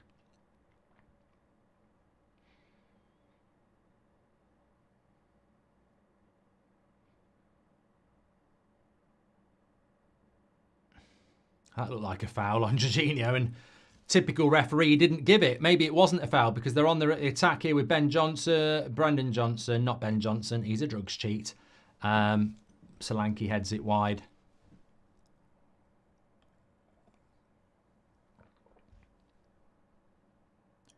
Was it much of a chance? Not really.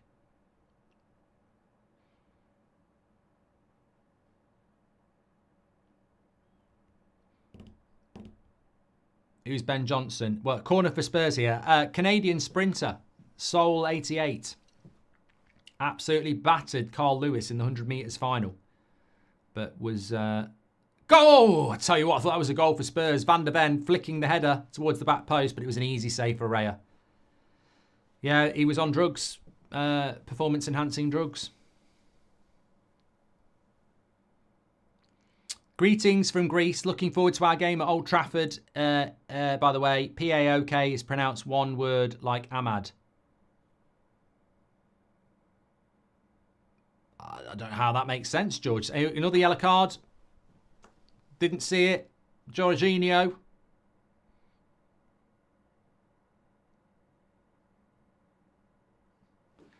Yeah, I can sort of see that was a yellow. Well, it's certainly a yellow with this ref. People last year complained about Man United's style of play when we had so many injuries. Now, Arsenal missing 2 key players. And look what Arsenal is doing, says Nabil. Would you start Binder against Barnsley, who's the Man United backup goalkeeper? Well, you should be in the Carabao Cup, yeah. The referee wants the record from last night, says Ben. That's a nice ball into Kulusevski down the right-hand side. The little dinky cross, but good defending by Arsenal. Spurs starting the second half like they started the first half, really. Little bit of initiative. Probing. I can't... How do I pronounce PAOK then? Because someone's just said it's PAOK, not PAOK. I don't know. You have to literally give it me in syllables. PAOK. That's what Jordan C said. PAOK. PAOK. It's pronounced PAOK. There we go. Oliver Solomon says you pronounce it PAOK, not PAOK. There we go. PAOK. There we go. And Stuart says Boxing Day gets its name from Victorian times when rich people would box up stuff they didn't need for the poor. Lovely stuff. PAOK, that's how you do it.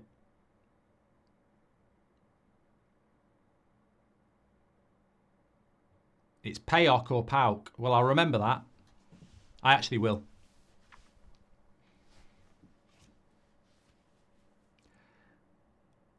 Good cross to the back post. Ben White puts it out for a corner. Spurs probing again at the start of this half. Will it lead to a goal?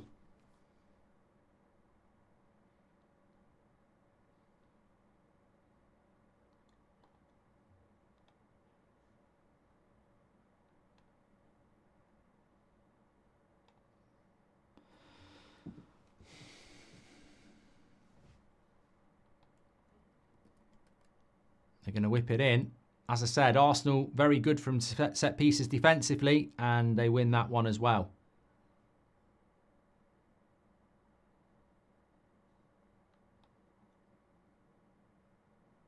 I think Arsenal are going to, well, they're probably not going to make the subs now, but they are going to have to make some subs at some point, and they have got Sterling and Jesus, which might not be a bad idea.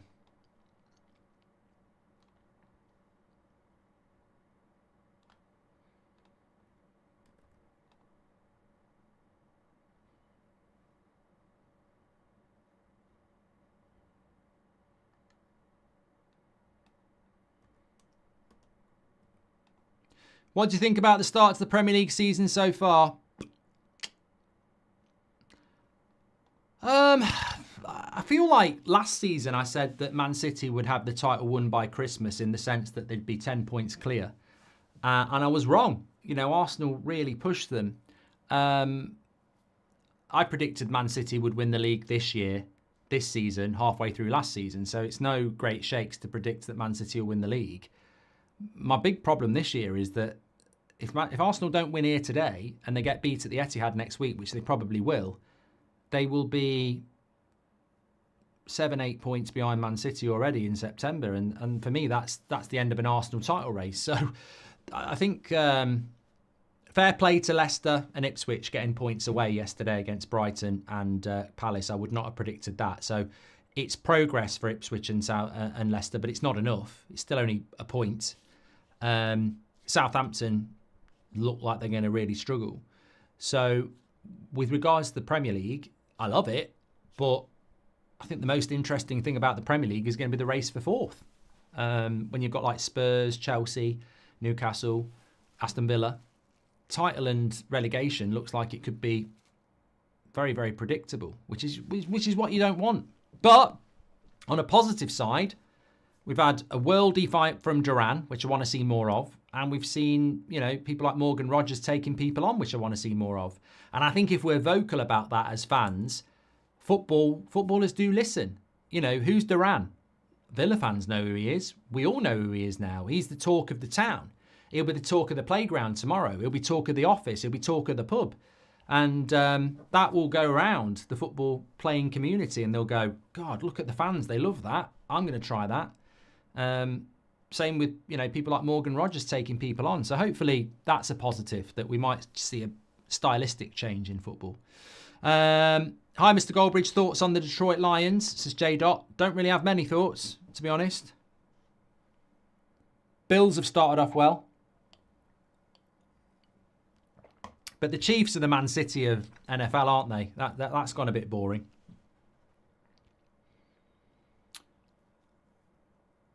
Arsenal's passing just isn't where it needs to be.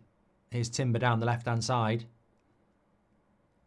And Romero with a good tackle. One player is going to go in on Timber. It's going to be Romero. Thanks for Hannibal. Proper wind-up. Love him already, says Kian. And Sai says, as someone used to always say, come on, Arsenal, do not let me down. There we go. Romero's gone down here. And I think it might be an injury. Muscular. And if I tell you what, I know it's a bit of a cliche, but when he goes down, he's hurt. It's like Rambo.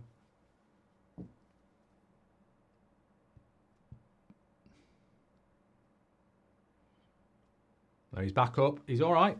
I probably just wanted a breather, to be honest. What did I think about that Duran goal? It just made me happy. I don't care who scores a goal like that. I mean, I do care if it's Phil Foden against Man United, but honestly, as long as it's not against United, I will applaud anybody doing that. I love that. I just think that's what that is hard to do, and when people show their ability to do that, it's just great.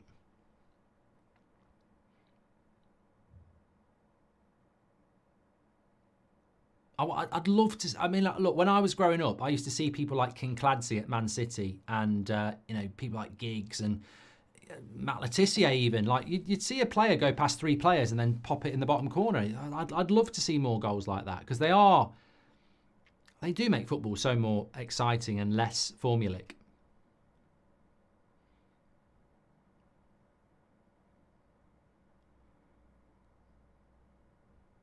Oh, they've got a bit of a break on here, Arsenal. Martinelli is never going to get that. Van der Ven comes across. You think the international break screwed my team, Liverpool, says Nada. I think with Liverpool yesterday, you can't use the international break as an excuse because, look, Man United had to go to Southampton away at 12:30. Trying to think of away results that went well for people. I mean, look at Arsenal away to Spurs. So Liverpool at home to Nottingham Forest can't use the international break as an excuse. They had all their players available as well. They've just switched off, really. Kevin says, less Manscaped talk. Yeah, I don't know what that's all about, Kevin.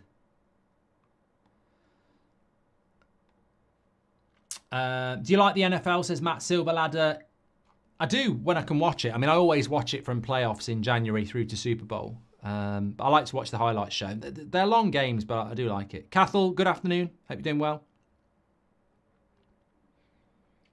Chelsea went away to Bournemouth as well. Yeah, good example, Chin. Here we go. Brennan Johnson down the right-hand side into the box.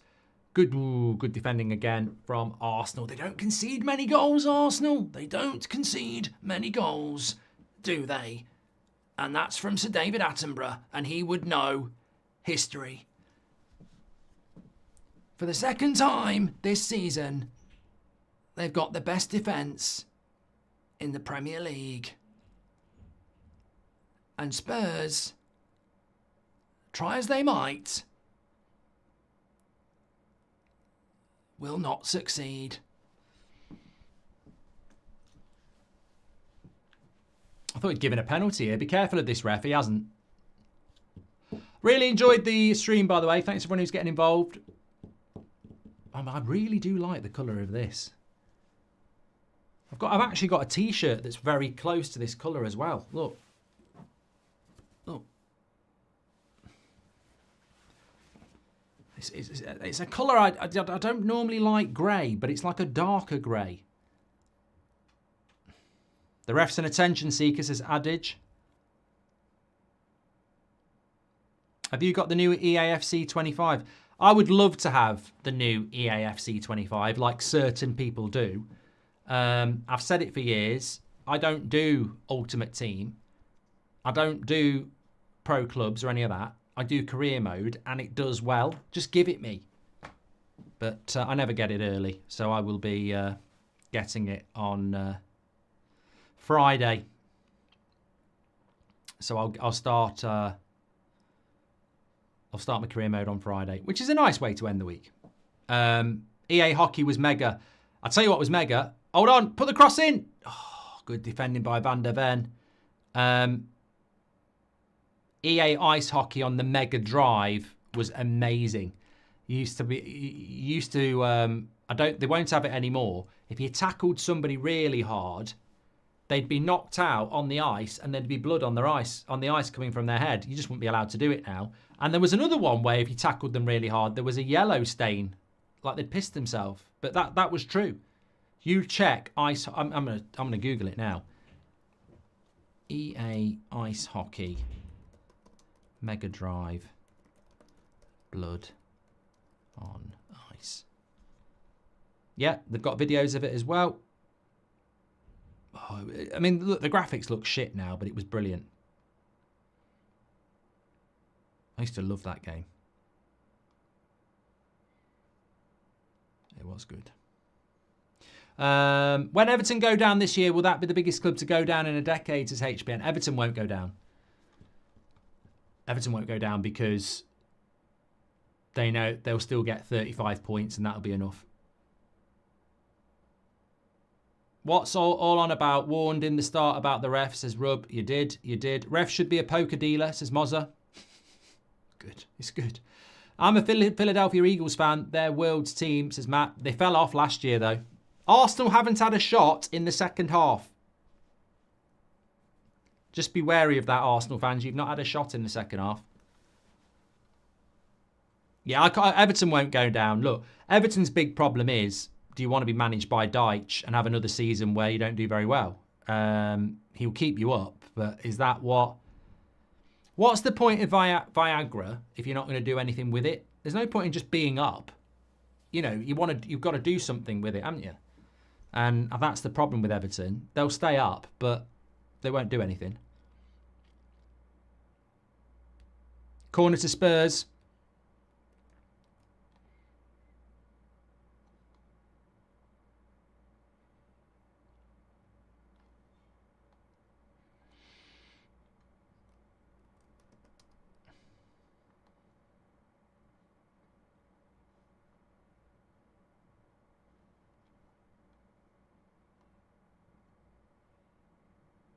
Ooh.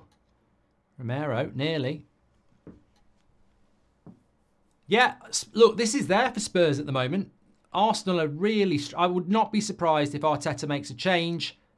Good block again. It is all Spurs at the moment. And when that big chance comes, good header away by Partey. Havertz on his own. Van der Ven is fast. But they've got movement. They've got movement. It's Saka.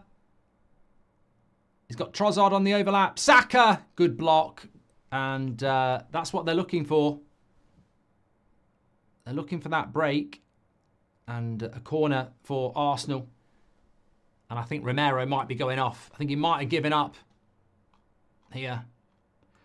Darth Vader says, can you do a Sean Dyche impression? At the end of the day, when I do Sean Dyche and Wood, it really damages my vocal cords and chords. So I don't really like to do it that much.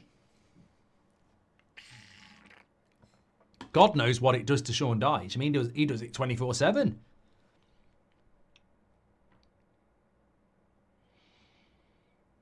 Football says, do you think we'll get a red card? I actually don't think we'll get a red card because I think it's just, there's been so many yellow cards, you would expect it to be a red card, but I bet we won't get one. Corner to Arsenal here. And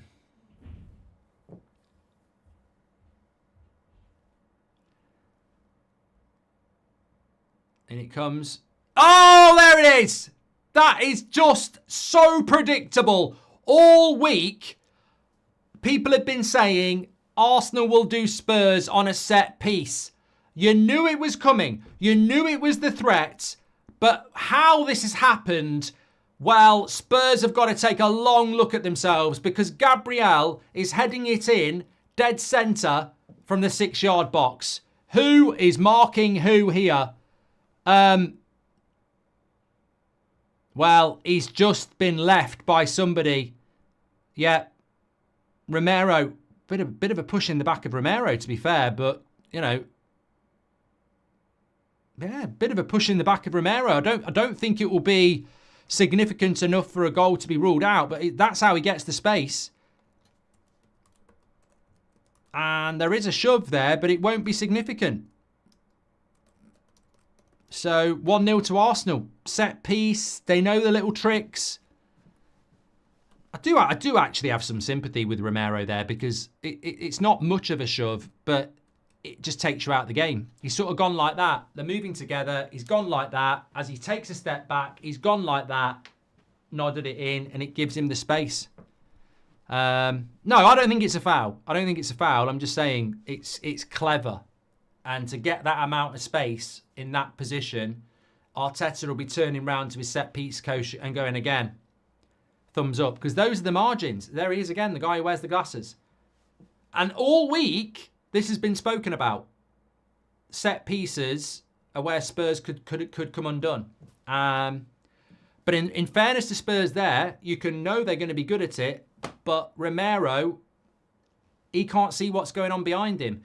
And Gabriel's just giving him that little bit of a push as he steps away. And then that's giving him the yards to go in. And, you know, there you go. Would you say, Mark, what would Sir Jim say about Rashford's goal? Says Jim's. You're doing this on purpose. Howder says it's not weird that you are banned from Everton when you compare them to Viagra. Did Son waste his career, says Philip? No, I mean, Son is massively idolised in South Korea, isn't he? But I think that Sir Jim would say...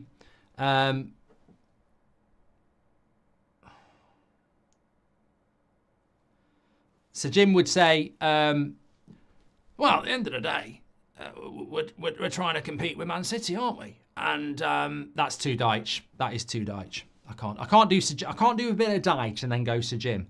Sir Jim is a little bit like that, but not as bad and posh. So that's how Sir Jim Radcliffe talks. Spurs in the mud, says Joel. We're in London, aren't we? Says Pradich. Benched Gabriel on FPL this week, says Aaron.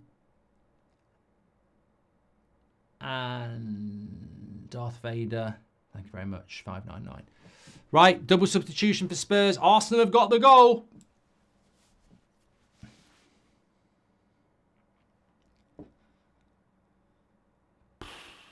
Thanks everyone who's getting involved. Thanks for subscribing if you're new. Lots of watch-alongs this week with the Champions League.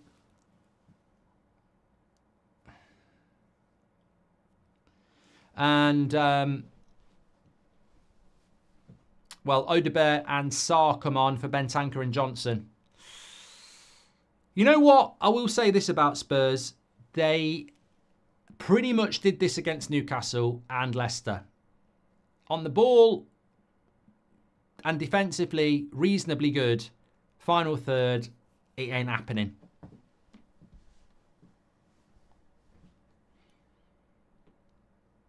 Saka assist, Gabriel goal for Arsenal. So that'll be good for a lot of FPL. A lot of people will have Saka. I haven't got Saka. Spurs got to be careful now that the heads don't drop. Say says it's been 2 billion seconds, no league trophy.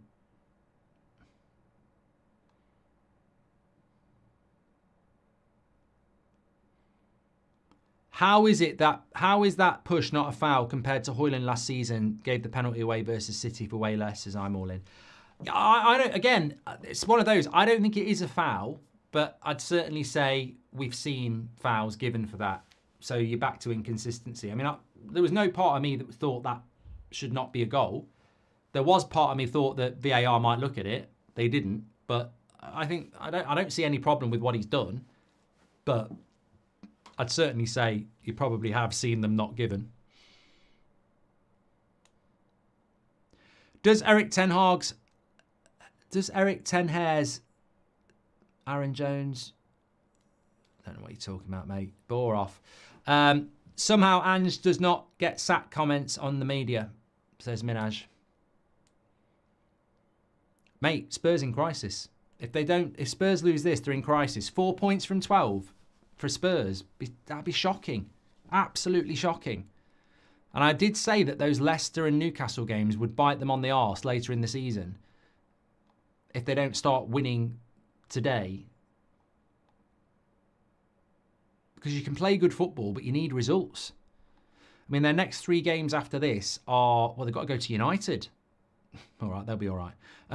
No, they've got Brentford at home next weekend, and then they've got Man United away, and then they've got Brighton away. So just for teams like Spurs, United, Chelsea, they're always difficult games to play because there's lots of difficult games in the Prem.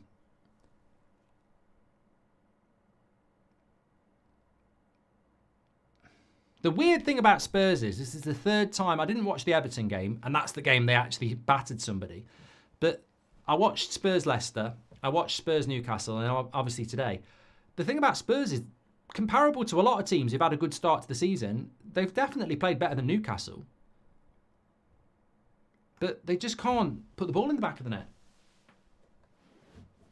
Enough. That's Spurs' problem. They just can't put the ball in the back of the net.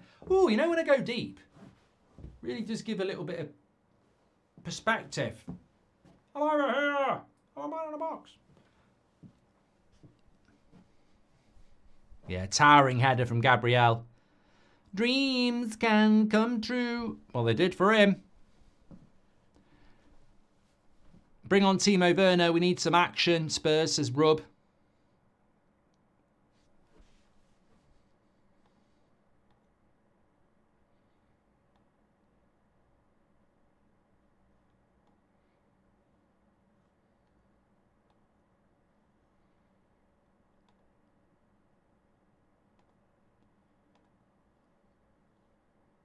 Still plenty of time. Well, say plenty of time. 20 minutes for Spurs to get back into this.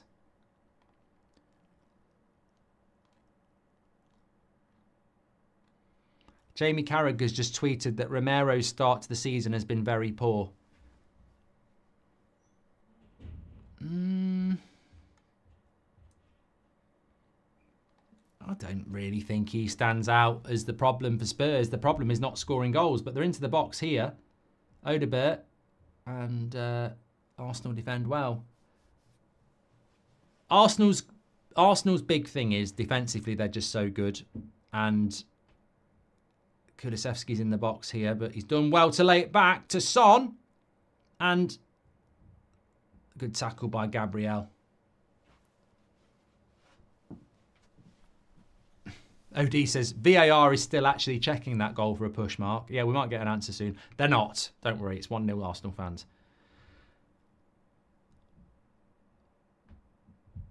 Well, Sarr with a shot from distance. You're never going to score from there, mate. You're not Duran. You're more like One Direction. Straight to the keeper's arms. Talking of which, we'll be in the Goldbridge Arms live tomorrow at midday for our Premier League review show. Check it out. I know some of you back at work and school and all that lot, but there are ways you can watch. I know when I was at work, headphones, phone next to me. I'm working on an important report. I need to concentrate. Odegaard, Rice, Calafiori, Zinchenko, Tomiyasu and Moreno all absent for Arsenal. How are we beating them, says Stefan. You know what? It's a good way to have a pop at Spurs, but honestly, Arsenal over the last 2 years have been the second best team in the league. They've built that know-how, confidence, ability, and actually we shouldn't be making a big deal out of it if they do win, because if you want to compete against Man City, then you've got to have a squad. And if they can come to a Spurs, their biggest rival, and win without key players, then that's what it's all about. I always thought Jamie Redknapp, I don't know what that is, Gazzy, so I won't say it. Trossard's coming off. Oh no, he's putting on a new shirt. Do your Bane impression, that's the best, says Parker. And suggestion for a nice beer for away fans on Tuesday, says Chaos OP. I don't know, mate, because if I send you to the Bishop's Blaze, that's a Man United pub, so you don't want to be going there. Arsenal have the steel. That's built by the character of the team, says Chris. Good point.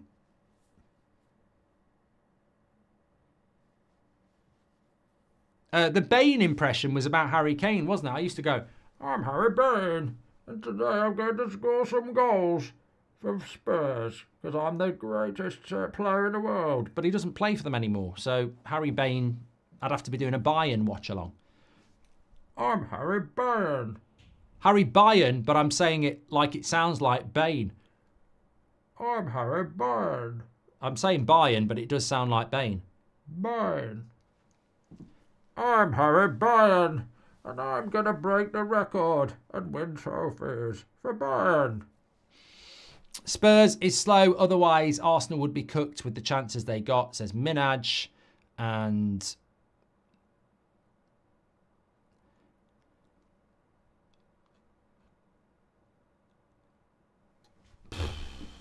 This is problematic for Spurs now, because for Arsenal, it's not like they're just suddenly going to start defending and counter-attacking, is it? They've been doing it for the last 75 minutes.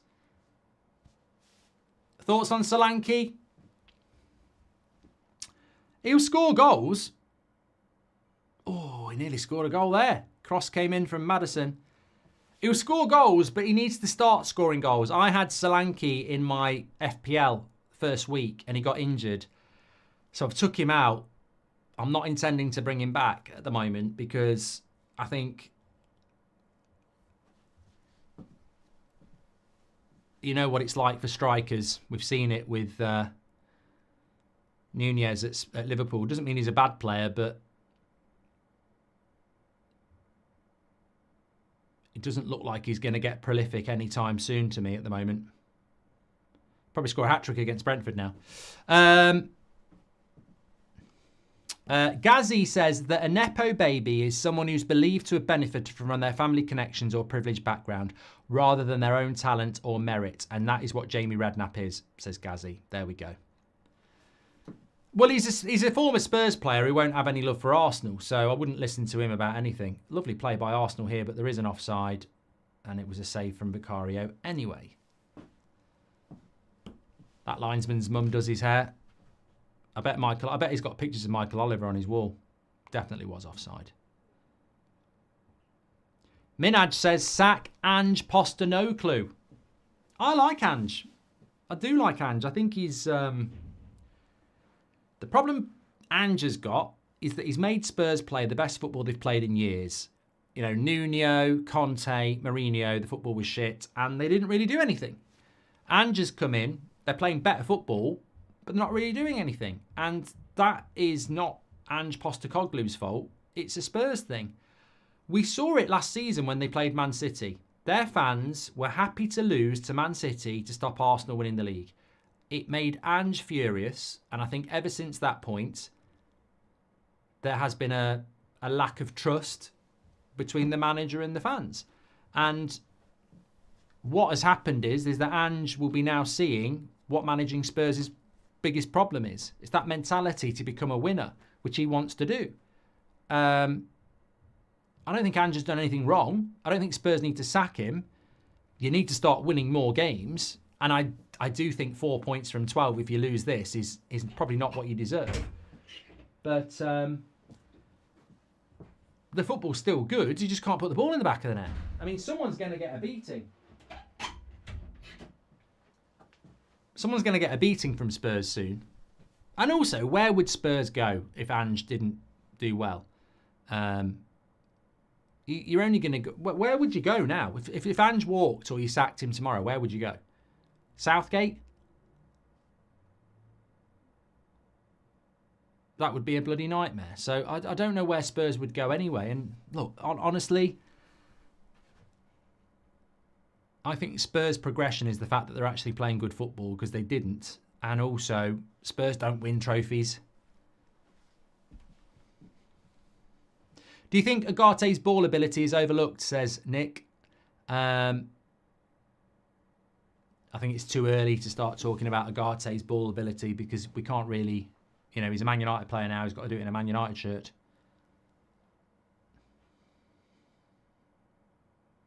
Theo says Southgate to Spurs would be hilarious. Maddison comes off for Werner. He's a funny player, Maddison, isn't he? Talk to me about James Maddison. Overhyped? Overrated? And Sai says, can I just say, Garnacho's finish yesterday, fire. Trossard's coming off. Sterling's coming on. Jesus is coming on.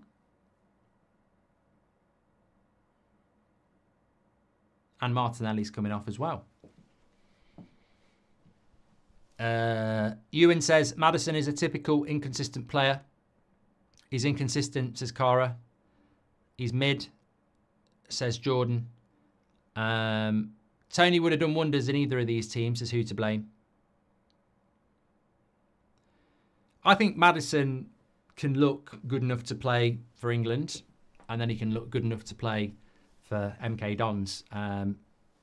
Inconsistent. And then, obviously, I know he's not playing today, but you look at Odegaard, and inconsistent is the opposite of what he is. And I think when you're going to play number 10, if you want to be in the top 4, you've got to be consistent.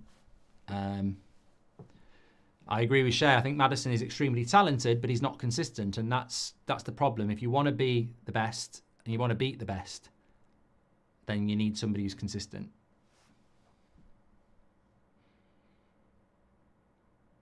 Uh, 90 Steven says Odegaard isn't that consistent though. Warning, idiots will get into the chat because it's free and anyone's welcome.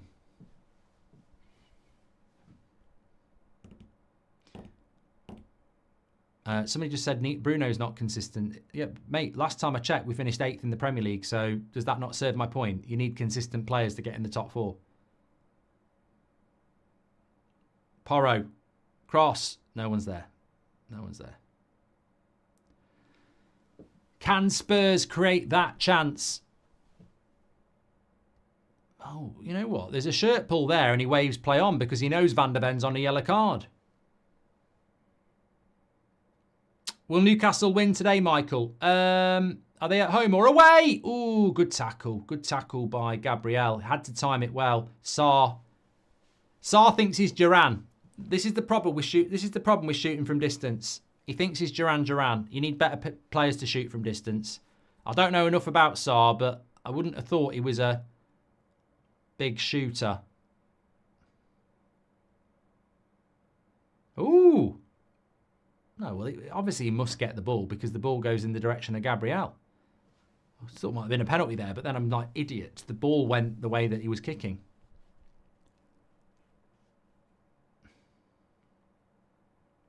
Denise Burns says penalty. Gabriel man of the match, says Jaden. Could be a good shout. Could be a good shout, yeah. There's a lot of people talking about Bruno or Maddison. Well, you know what? Answer it in a poll. It's not hard to do. I'll get it going. Bruno or Maddison? Get your votes in.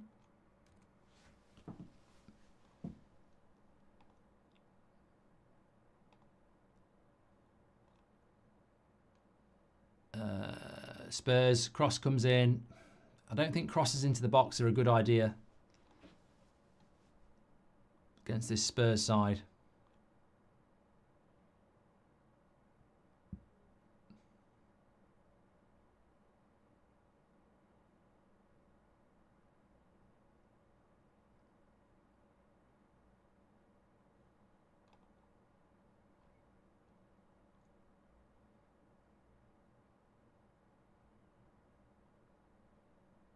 Yeah, Spurs pushing.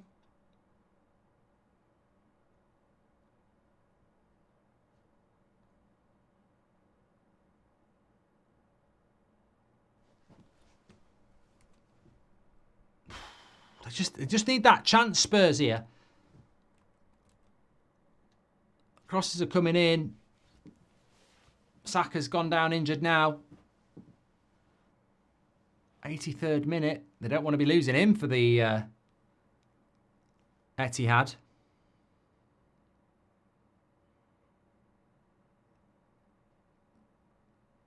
He does hobble a lot, Saka, in the last 10 minutes, but they don't want this to be anything serious.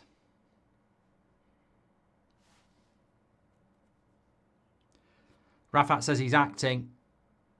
Might just be buying a bit of time, maybe, but...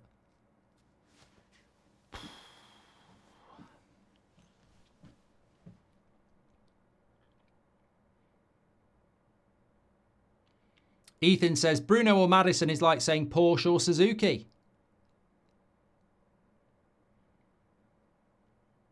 Margot Robbie or Pat Butcher. They're both blondes.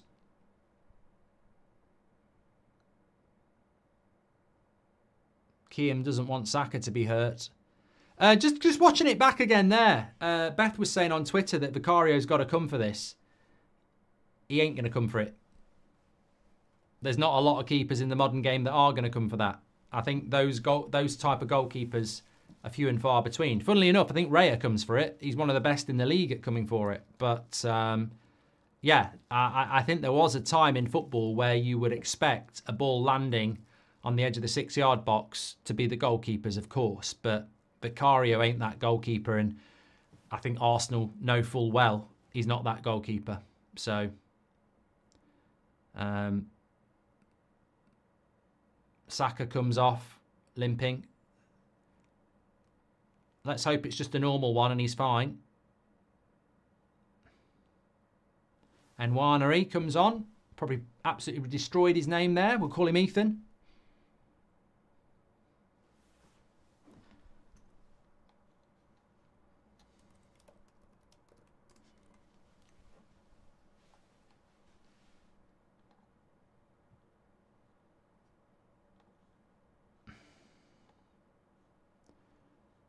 The issue with Spurs this season is a lack of cutting edge, says Nigel. 100%. Nwanery, says Toby.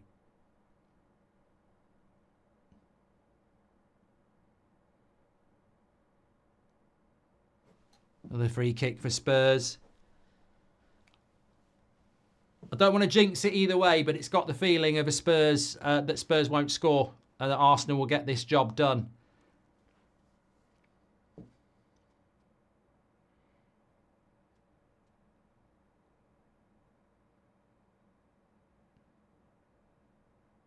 Cross comes in. Spurs still got it. 87 minutes.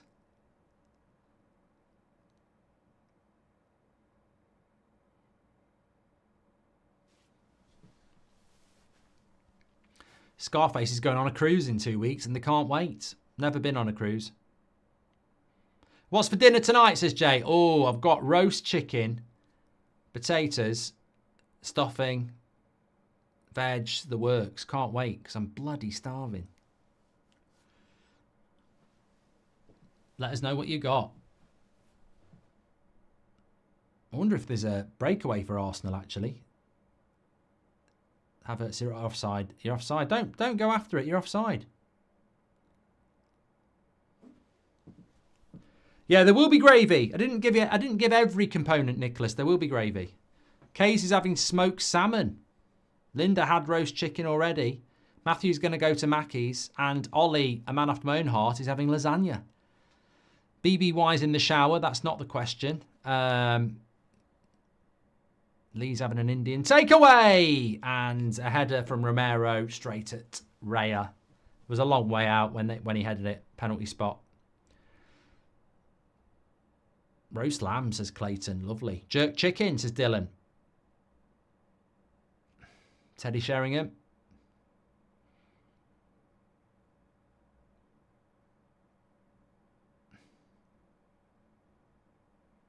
I think Teddy Sheringham must... he must go on holiday a lot, Teddy, because I remember when he used to play for Millwall, and years ago, he used to play for Millwall, and he never used to have a tan like that. But I think since 1999, I've never seen him not have a tan. Here's Sterling. Should have passed that.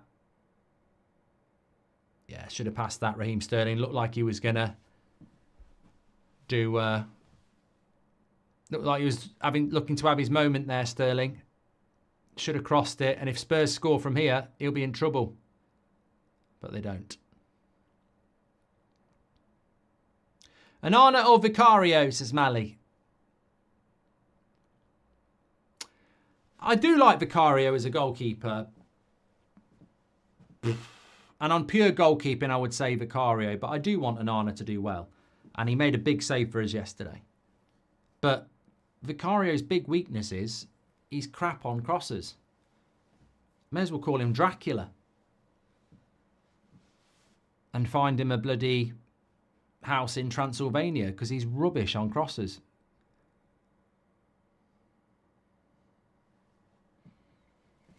MD says Spurs have got zero quality in the final third. Well, I will be doing a match reaction, and I wouldn't be surprised if Spurs in crisis is the word that comes out. Look at that league table. They're not even there. They're on scroll down. They're not there, Spurs. Currently, as things stand, Spurs fans, you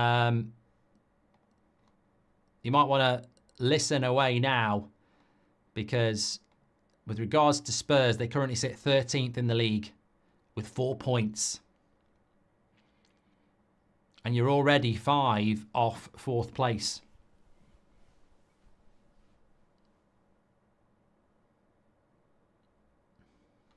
Not a good start for Spurs. 4 from 12. But you know what? Honestly, they could have had 9 points coming into this game. They should have beat Leicester. And I think they were good enough to beat Newcastle. But Leicester and Newcastle will say, well, no, they weren't. Because we took points off them. Only 5 minutes added on. I like that. I like the lower time added on. Kulusevski's going to hit this. Ooh, for a minute there, I was about to say we've had another banger, but it's gone over the bar.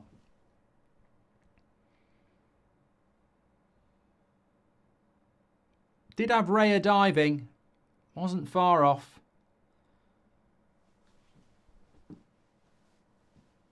Big 3 points for Arsenal, though, isn't it? Especially after that Brighton loss and with Man City coming up next week. Jesus gets player of the match. Why wouldn't he? Clean sheet at one end, goal at the other.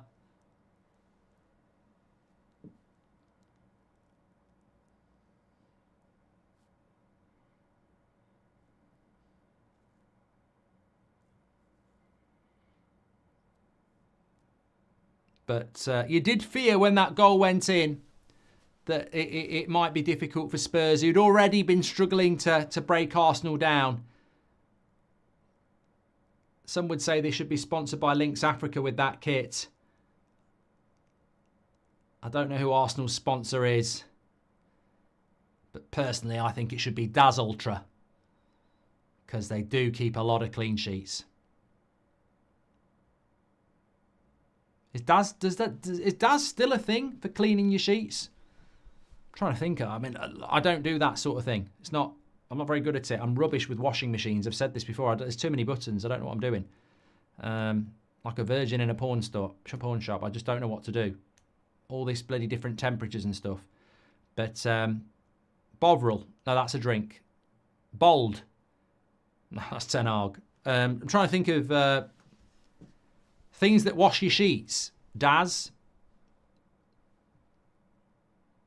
I used to remember that. It used to be. I don't watch adverts anymore.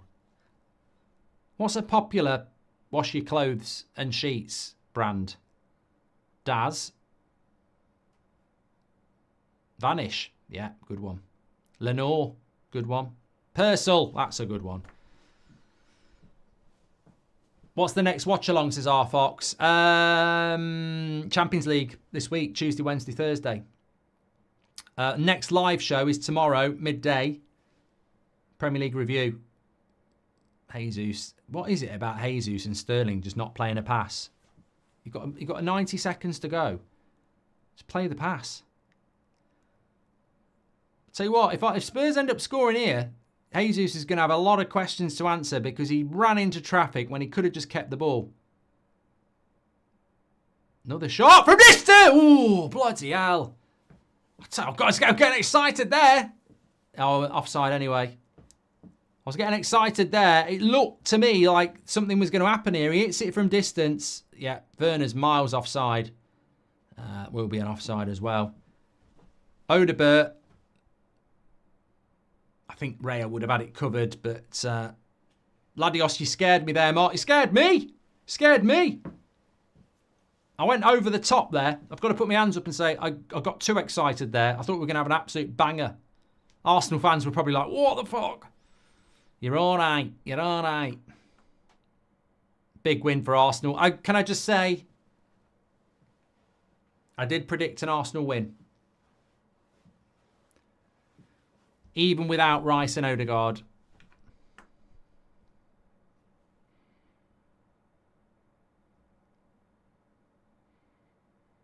Spurs being Spurs, Arsenal being Arsenal. It's the story of the last 2 years. Could we start to see a pile-on for Ange? I hope not. I don't want Ange to be out of Spurs because I just don't know where you'd go after that. You've got to know your place, Spurs, and mentality is their big problem. But there quite rightly will be some criticism about their inability to finish in general. They should have beat Leicester. They couldn't finish it. They could have beaten Spurs. They couldn't finish it. And against Arsenal, they've had a lot of the ball. They started with a lot of attackers, and it's just not worked out, has it? It's only Tottenham, says Si. Well, we've gone beyond the stoppage time now. And he's given the final whistle. Big win for Arsenal. And Spurs lose again at home. They're going to hate that. They're going to absolutely hate that. And Arsenal are going to absolutely love it. There we go. Will there be a pile-on of Ange now? I don't know. I don't think the media think that sells, do they? I hope it doesn't happen, actually. I want him to stay. But job done for Arsenal. And puts them 2 points behind Man City ahead of this game next week where they've got to go to the Etihad. So, makes it interesting, certainly. Right, I'm going to do a match reaction. I'm on the United stand at 8 o'clock as well. Absolute legends for tuning in today. Really enjoyed it. Make sure you subscribe and I will speak to you on the next one. Don't forget Manscaped, 20% off with the code FOOTY. Trim the grass to make the yard look bigger. I'll speak to you in a little bit.